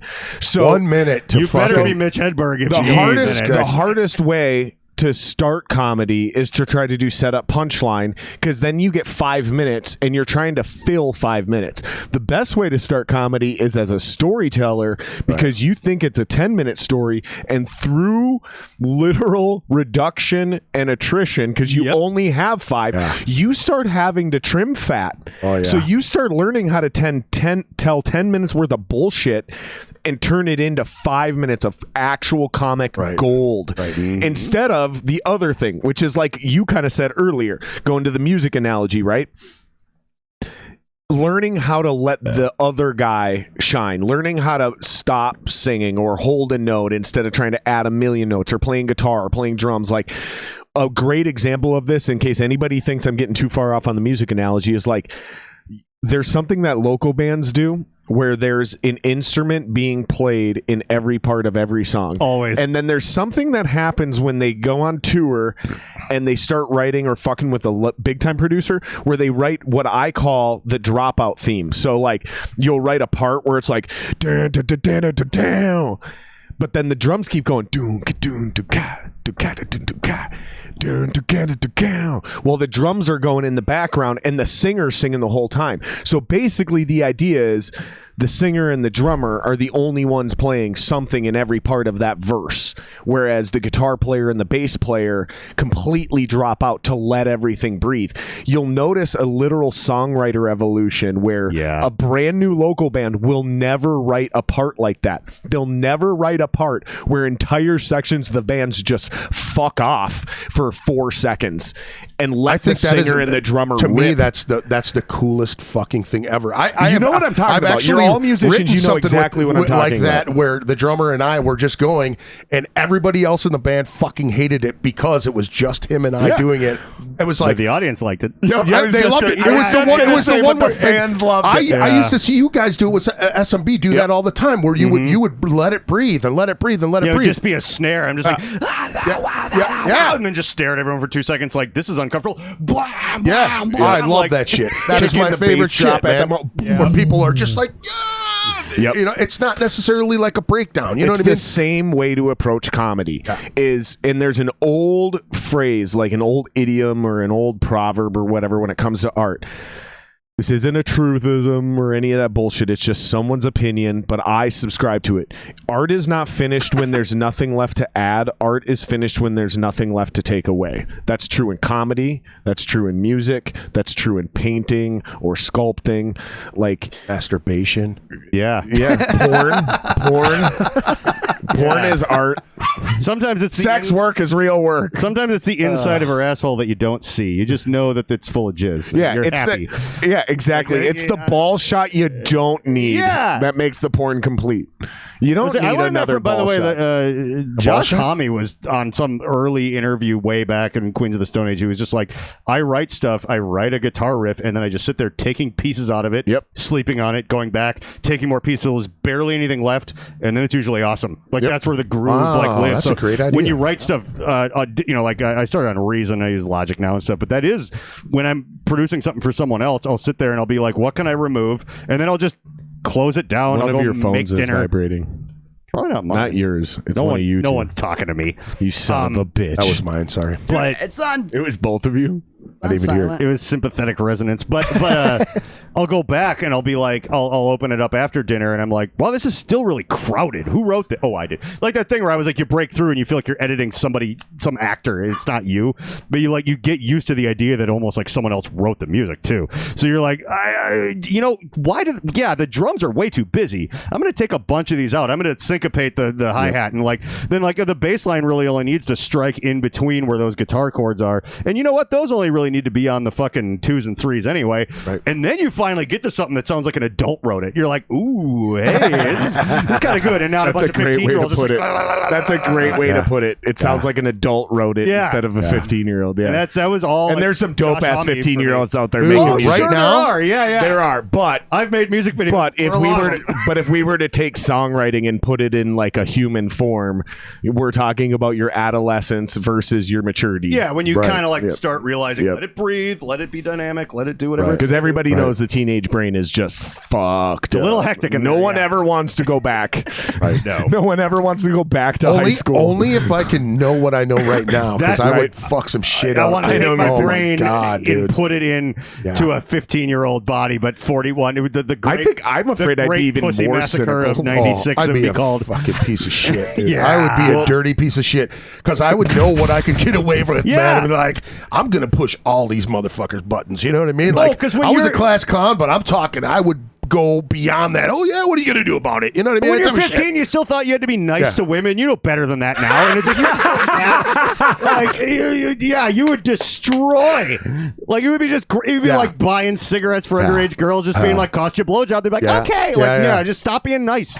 No, Like, you if know you what? could go back, Honestly, if I dude, could start again a million miles away. honestly, I had a buddy who was like a dope dealer. You know what I'm saying? And he's the one who kind of pushed me towards. I mean, I was dealing weed when I was young, but no blow. Right? I didn't fuck with blow at all. Once I saw this dude do his magic on a party, it was just like, damn, this dude's making money every time he goes somewhere. And getting pussy. Dude, but this is the thing: is that there were girls that would tell him no, I'd never fuck you, and by the end of the night, they're just like, and it wasn't all the drugs. Don't get me wrong, this dude was savvy as a motherfucker. You know what I'm saying? And there are times where he would use the dope to his advantage. You know what I'm saying? Like. There were times where I was sitting there just going, "You dirty motherfucker!" You know what I'm saying? I would do. He had, I'd be he had doing a that. 45-year-old brain and a young body. He That's did, dude. what that was. But he's You burnt saw out. it. He's burnt out now. That's the thing. that's He's time like real travel. fried Yeah, out. You know. he got the. Is he what got it an extra actually guy in happened. Mario. He's actually from the year 2047. Yeah. He discovered time travel. No, never And that's what you actually Are you gonna become witnessed. a billionaire? He's like, I know what I want Nope. to. He's like, nope, I'm selling blow. Yep.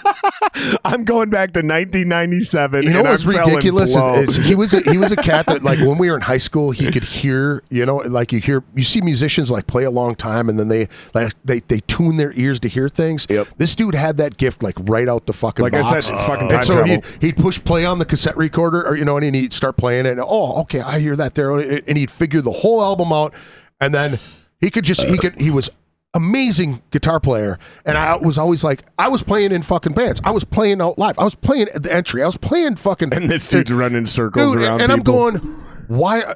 We lost a guitar player. I'm like, dude, come play. I don't play death metal. I don't give a shit. You're an amazing guitar player. Get some stage We'll time. stop like, being a death metal band. Yeah, why would you not actually get good out advice. there and play? You know what I mean? Like, why would you not play? And then he just never Dude, joined Justin a band. Boney. Now the dude plays in a bunch of different blues bands and shit, and he's just amazing. Speaking of death metal, Justin Boney is still to this day fucking mad at me because I keep going, I chose the death metal of podcasts, and he feels personally attacked which he's not in a death metal band. Right. But he keeps going, why do you keep saying death metal? Like, it's not cool. And I'm like, it's not popular. That's Right. like, dude, death metal is the least popular. Had a minute in the sun when Metalocalypse was on TV. I was going to Yeah, say, I thought you were that was it had probably 2 the minutes in the highlight sun. of That was it, it. yeah. It had 2 minutes in the sun. Ace Ventura, Pet Detective, Cannibal yeah. Oh, Corpse. yeah. But that's not Metalocalypse is when 14-year-old jailbait MySpace girls were like, I like Job for a Cowboy and Cannibal Corpse. Like, what? Yeah. Like, Yeah, yeah. You're right. Nope, you're right. You yeah, win. there You was win. a minute there. Yeah, no, you win. You win. So they had 15 minutes. One of them was for Ace Ventura. The other 14 were for Metalocalypse. Yeah. That's what it is. Yep. Joey, I'm going to play a couple clips from your shit before we end up forgetting because Greg's super curious to see what you do. I'm just grabbing the shit you do from YouTube because they're short right. and they're like sort of like promos and advertisements. You don't necessarily need the plugs because you're fucking killing it over on Twitch, but you did just hit 200 subs, so let's celebrate. Hey. Let's play this motherfucker. This should pop up any second. Here we go. Not that one. He's showing his wiener. Pull it down. What's up, everybody? We hit 1,000 followers on Twitch. We're going to celebrate with 1,000 push-ups tonight. But first, let's check out some of the best moments so far. Come on.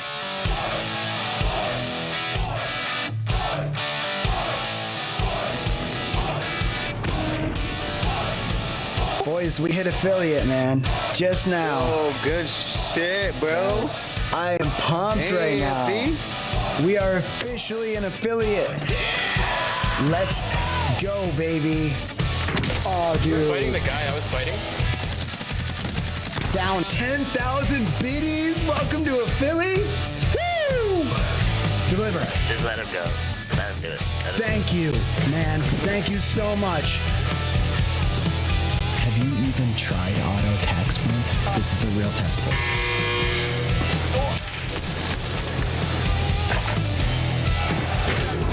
He left. Oh, it's official, dude. Auto tax sprint for like Super Scavvy Lodi Bertha, second Lodi UAV. Super Scavvy Lodi Bertha, second Lodi UAV.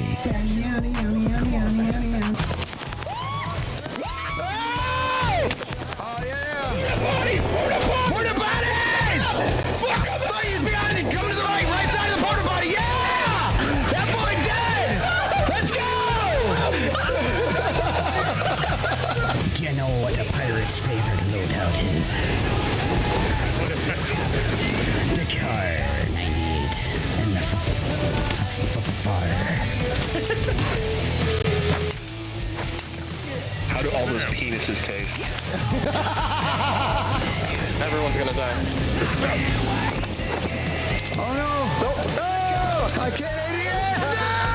No! Jing, you fucked me! Oh yeah, baby! But does anybody else have that one friend that likes to get shit hammered when they play Among Us? I may have fallen asleep a little bit, but I did not murder anybody.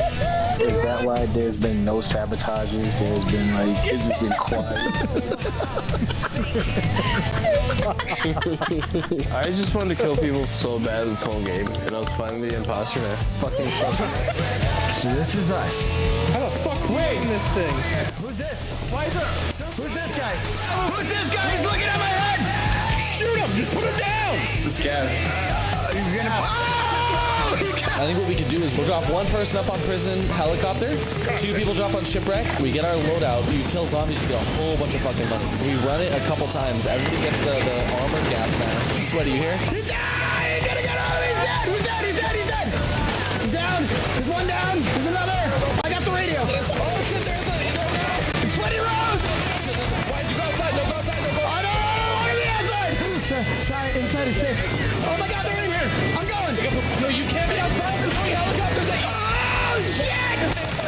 Oh, Artie, this is wild. I'm so scared. He's in right there! He's dead! What now? What are we doing, baby? Push-ups. Goddamn right. How you like that? Oh, he whipped. Oh, yeah! Way to follow up, baby. Dude, just slam dunk! Let's make him get swole. Thank you guys all so much. This is so incredible. I can't even believe that we're already here, but let's fucking keep it going, baby. Thank you.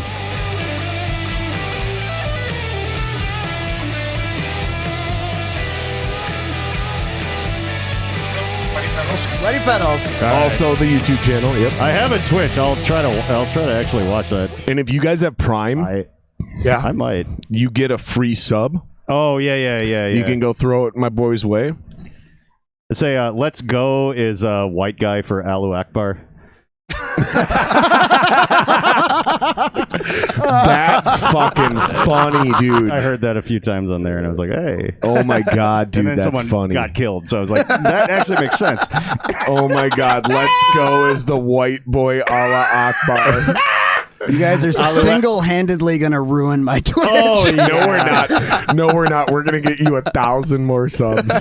Yeah, it's not single-handedly. There's 3 of us. That's true. That's true. 6 hands. Yep. One distraction. I do handedly. The 6 hands. One man's destiny. No, but it's great though. This time it's for real.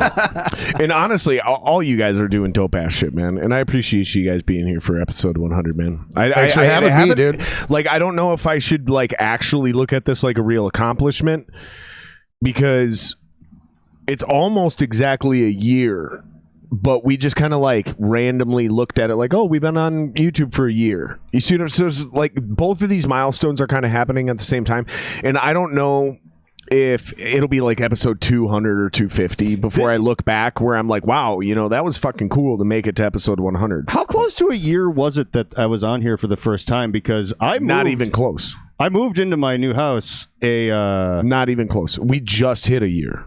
Okay. So you were on here a long time ago, bro. No, I know, but what I'm saying is, like, I moved into like 4 miles north of here, like late July, like 4 days till the end of July. So, and then a little after, and it was still, it wasn't winter. Yeah, July 25th was our first podcast. So, like, I had just moved into my house and drove down here, like a year ago. Mm-hmm. That's actually kind of crazy too. Just off the side note. No, I know what you mean though. Yeah, it was July 25th, Friday. Zach Boyd came down, and I think we hit record at like 7 p.m. or something like that. Yeah. So it's cool, man. It's cool to be here, dude. I'm super happy for you, man. You hit 1,000 subs, dude. Yeah, that's dope, dude. We're all on the same grind to try to get there, because we got to get 1,000 subs on YouTube. All of us, everyone in this room right now is well below 1,000 subs. I like to see the optimism. Everyone's very optimistic about moving forward with everything. You know what I mean? Like, because I think we all understand, if you do better, I do better. If you do better, he does better. It's tough. It's tough when you start doing it and there's nobody out there that you can actually relate to, or like, hey man, I'm having content issues, and you can actually contact him and go, hey dude, like, where are you at with this? Like, again, you've been really forthcoming with a lot of the layout of how you do things on YouTube. Yeah, and like shit my like that. logistical setup. Yeah, just all of that and back and forth. Yep. When you came on my podcast and I gave you the USB thing, it was like, what were you doing there? And I was like, dude, this is how I do it. This is how I set my shit up. Mm-hmm. And it's so different from everybody, because we all found it in different ways. You know what I mean? I hearing Joey talk about it. OBS was. You did, yeah. Hearing Joey talk about it today, I was like, you guys are talking fucking Japanese. I have no idea what you're talking about. But if he was like, yeah, dude, this, and this is how you get that to work, I'd be like, oh, fuck, that makes sense, you know. But talking the actual lingo of it, where I'm finding the cheat ways, the easiest ways to get through it. But it's killer to see other creators in my realm instead of just on a platform like YouTube or Twitch or Twitter or whatever, you know what I mean? Right. TikTok or all that stuff. Right. I love it because finally people are starting to fucking get it and push towards this medium so much more. I mean, everybody around the fucking world is, but in my orb, you know what I mean? Like that's exactly, yep. Yeah, and you put us all here for 100, and to me that means a lot because it feels like we are doing what Joey was saying as far as like trying to tap into that good vibe for people, trying to say, hey man, we came here to do this for these specific reasons. You know what I mean? Gaming, music, comedy, all the things that are good that make our lives like livable. You know what I'm saying? Like we're able to find that avenue to hold our lives together with the shit, the glue, and we inspire other people, and to me, that's fucking 100%, right, dude. There's some and each other too, And not only that, but I'm already starting to receive what I call the give back. Okay, and believe it or not, it's not subscribers or Patreon subs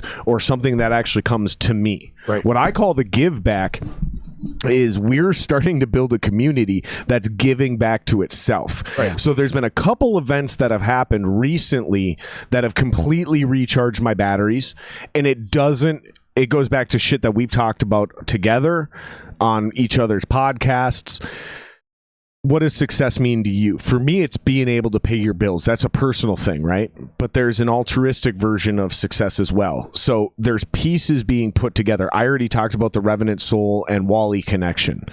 Okay, so two other people have told Wally he should work with that band, and then I hit him up after I had just done a podcast with those boys telling them you need to work with Wally. So I wasn't the only reason they worked together, but I was like the straw that broke the camel's back or the linchpin that brought it together, because now there's multiple people pushing these people together. That's because of the podcast. If I didn't do the podcast, I wouldn't have discovered you, because I wouldn't have been searching for dope ass creators online, because I found you online. We don't have a personal connection. That started with this. Right. And then having you on, you talked about Revenant Soul because as soon as you were done, Joe DeRocher called you. Yeah. And we sat here and talked, and he invited me to his show. See what I'm getting at here?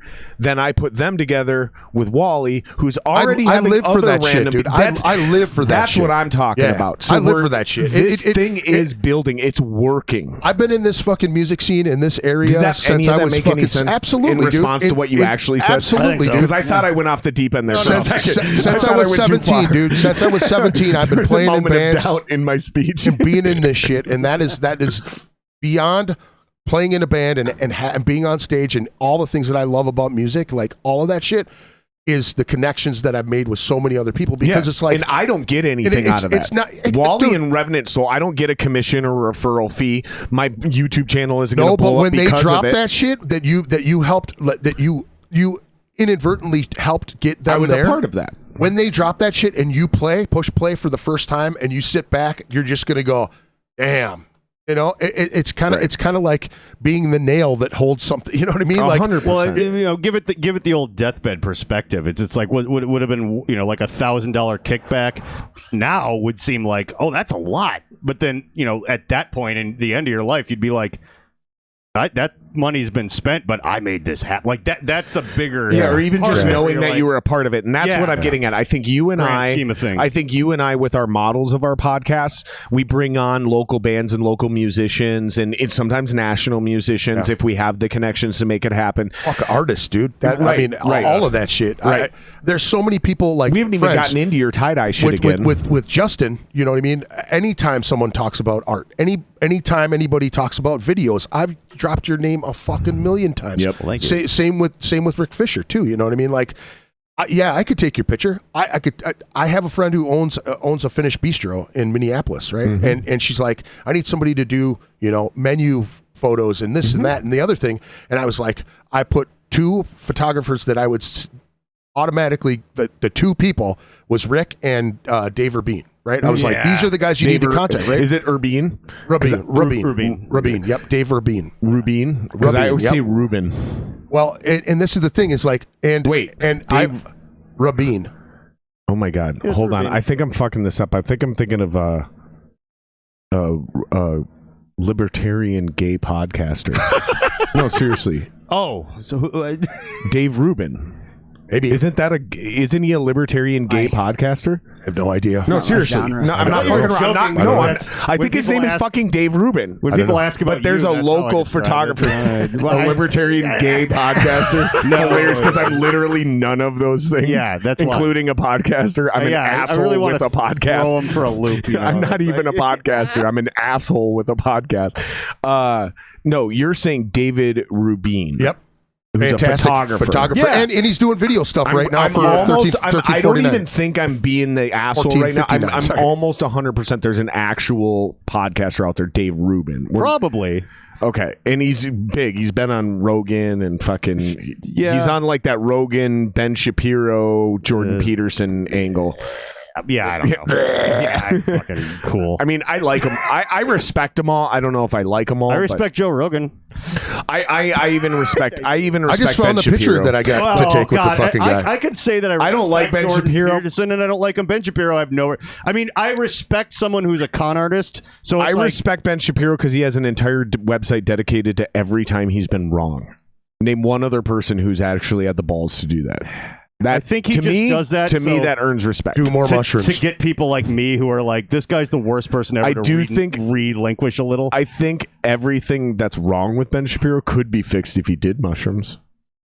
Yeah, he wouldn't have a career anymore because his career is based off of like strict Judaism, strict conservative Judaism. Yeah, it's a little actually. out there. You know what? He could serve as a bad example because when he's like, you know, when the fucking like alt-right has their way and starts hanging Jews, he'll be like, I was one of you. And they're like, yeah, you know, you did real good. And then 3 years later, he's in the gas chamber. It's like, yeah. When you're like, no, see, I'm cool. Like, where did we go there on that one? Yeah, you brought up some people that... Well, the other reason I respect him is because you'd think he'd be an anti-vaxxer, but he's not. He's extremely pro-vaccination. So it's like he is God, willing... I have to give him that now. He is willing to go against whatever he's supposed to believe in because he's like, no, fuck you. This is real. Wait, though. Because like, I gotta give him credit where those guys credit's make due. money from like antagonism clicks. It was only a matter of time before we got here. I was gonna make a joke at the beginning of the podcast. I know you were. Where I was like, I don't want to get set us up for I this. don't want to get into religion and politics, but where in the Bible does it mention vaccines? Never mind. Let's change the subject. So you have a Twitch. Like that was my plan in the kitchen when I was jerking off and doing cocaine before I came over here. But back to what we were talking about. You're talking about Dave Rubin. You're talking about, and what I'm hearing is a similar theme. Is that there's other photographers in the scene. So when somebody hits you up and they're like, "Hey, I need that," you don't go, "I can do that." No, the person. You go, I know somebody who's the best at this. Yes, that's it. And that was the whole thing. That makes the scene healthier. And like this, I'm gonna explain something I heard Rogan say a while back. This was a while back. I don't remember who was his guest, but they were talking about psychedelics. And they were talking about doing mushrooms. And this is the opposite side, the yang to the yin, right? When you do harm to other people, you don't realize you're also doing harm to yourself until you start doing hallucinogens and you start reflecting on those harms. Then you start, one of the beauties of doing hallucinogens is you realize the destruction you've done to other people is also harmful and destructive to yourself. Well, it's very simple. What we're talking about is the equal opposite of that, right? So when you're not competing with other podcasters or content creators or photographers or whatever, not only are you helping them and the scene, but you're also helping yourself. You see what I'm saying? Yeah.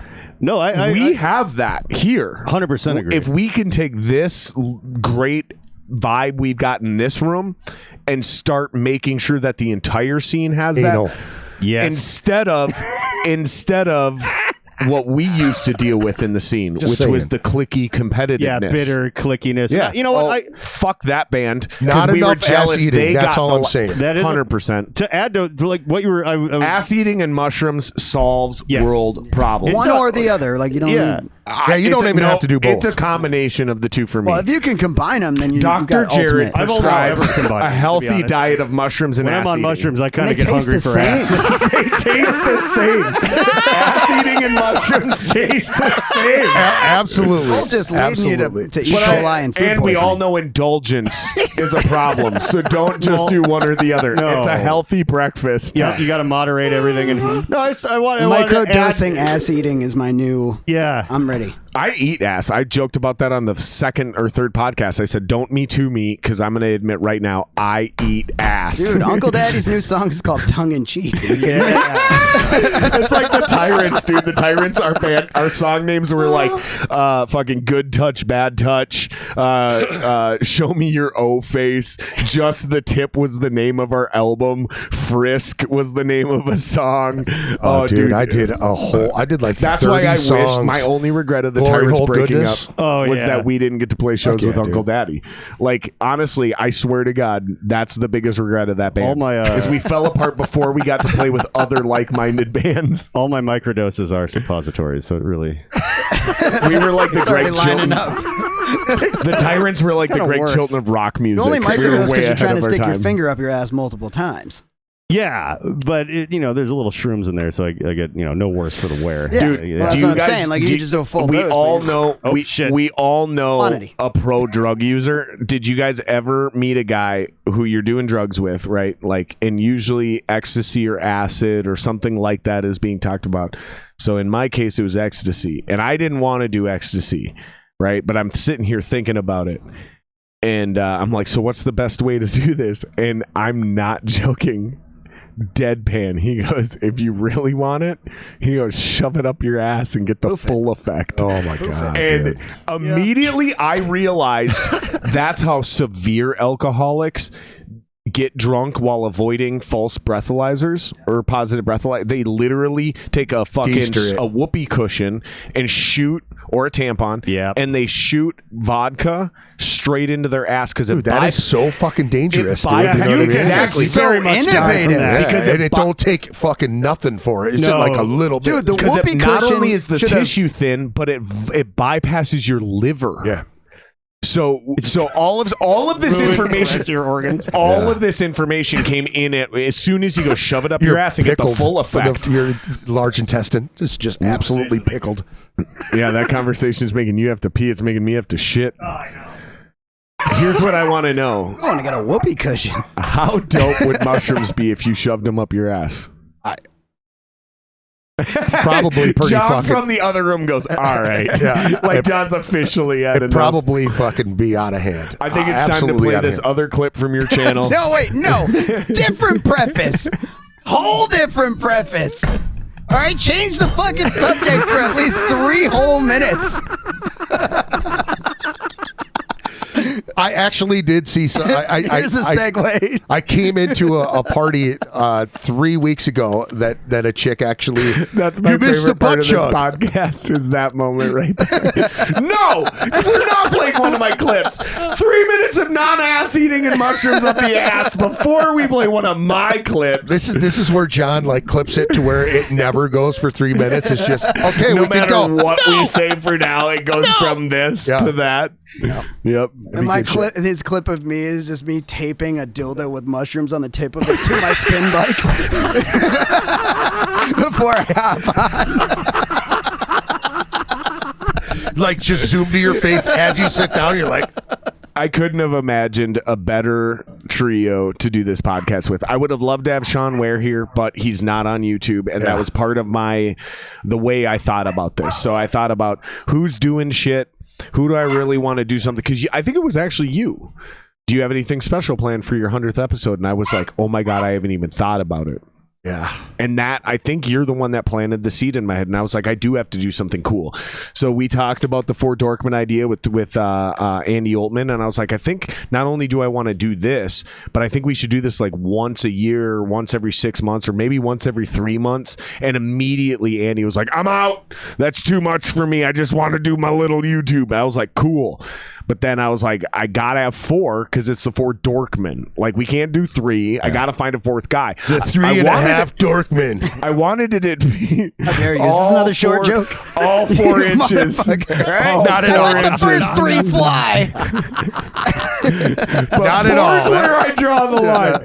I wanted it to be Sean Ware, but Sean Ware's not on YouTube, so it didn't seem It's a right. shame. He should be. I know, right? I wanted it to be more homogenous so we can directly promote and collaborate with each other. So that's why I picked this lineup for episode 100. I'm so grateful for you guys to be here, man. Dude, I really thank am. you, on man. this. Thanks for having us, This has dude. been a fucking blast Oh, as yeah, well. this is a good episode. These Yes. 4 personalities work in perfect balance. We all know when to speak up, when to shut up. Oh, he's got a brilliant idea. I'm going to let him go on Well, this. he starts stroking, and that's when I know To it's shut ready the to. fuck up. Yeah, cup the my mouth balls. either needs to be fully open or fully closed. The secret podcast signal you guys don't see on camera. Yeah, you can't quite tell. We start stroking the underside. The All face of our shot. feet touching each other under the table. Just don't get into my eye. Tits out, mouth open. That's what we like to see. And Tits out, mouth open. I've been running under suns out, guns out for like the last 6 years, even with these noodle arms. I guess I need to go to tits out, mouth open. oh, that's I've been doing it wrong for a while. That's the only way to fly. I'm just Tits going to out. start V That cutting should be all a my shirt. t-shirts. Yeah. John, you should join definitely the sell that the shirt. unbutton club. That's You're the only one who can literally show any skin right now. The rest of us have basic bitch t-shirts on, unless we want to fucking Hulk Hogan that bitch. I got That sweet could be the end tits, of so the I can't. episode. We just all- Yeah, you had the option early on to switch to only vest, You're right. and I think you should have taken it. But you know, I Honestly, also you're right, agree. but It's sitting at 10 pounds. there's always different- next time. All right, so we're gonna play this clip from Joey's YouTube channel. Good night, everybody. Now that we got away from our ass eating segue, I got that audio in before it started. Celebrate with 1,000 push-ups tonight. But first, let's check out some of the best moments so far. Come on. Good one. But it's a long There, one. let's watch it again. What's up, everybody? Oh my god, it is the same one. It's the same one. Well,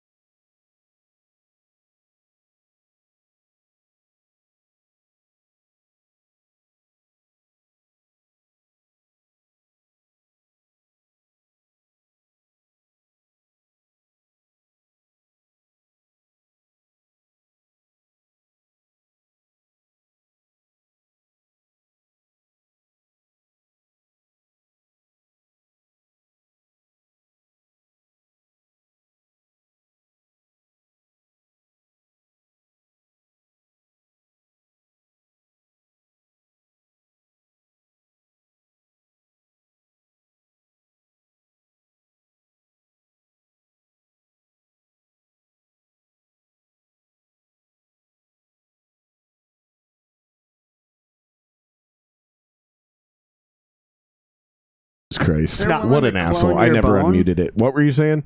Oh, Have we ever cloned our bone? Because it was muted, but I was asking if anyone's ever cloned your bone, and that was back when she was just only my 21-year-old girlfriend 6 years ago. My now wife wanted to copy my fucking dick because I guess I was the one. Yeah. And it's the scare when you take your own dick and hold it like that, you're like you learn some weird And perspective. honestly, that's why I'm not married, because that's my litmus test for a good wife, is if they want my dick cloned for when I'm not home, and then they're in person too. It should And then be her idea, not yours.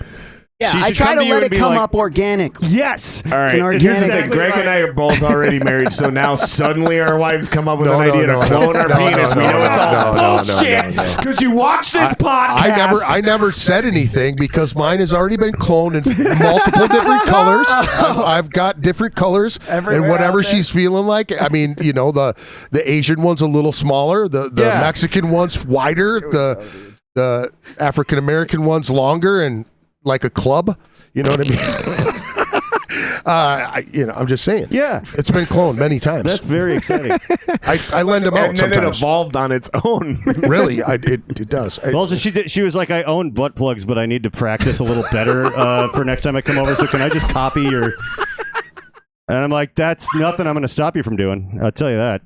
Practice makes perfect. Aren't you so proud to have your content and brand now forever Connected with us? associated with And I this? was nervous playing about video it. games just to That's what I join said. your stream? I'm going to learn. I'm how gonna buy a Call of Duty. PC for gaming just Yeah. to Do you, fuck wait, up. do you does it take points away from you if you have a really shitty player that's on your team? Like, hey, am dude, the what are you really doing? shitty player, You ever fucking played with someone on a spin bike? I am the shitty player. Okay?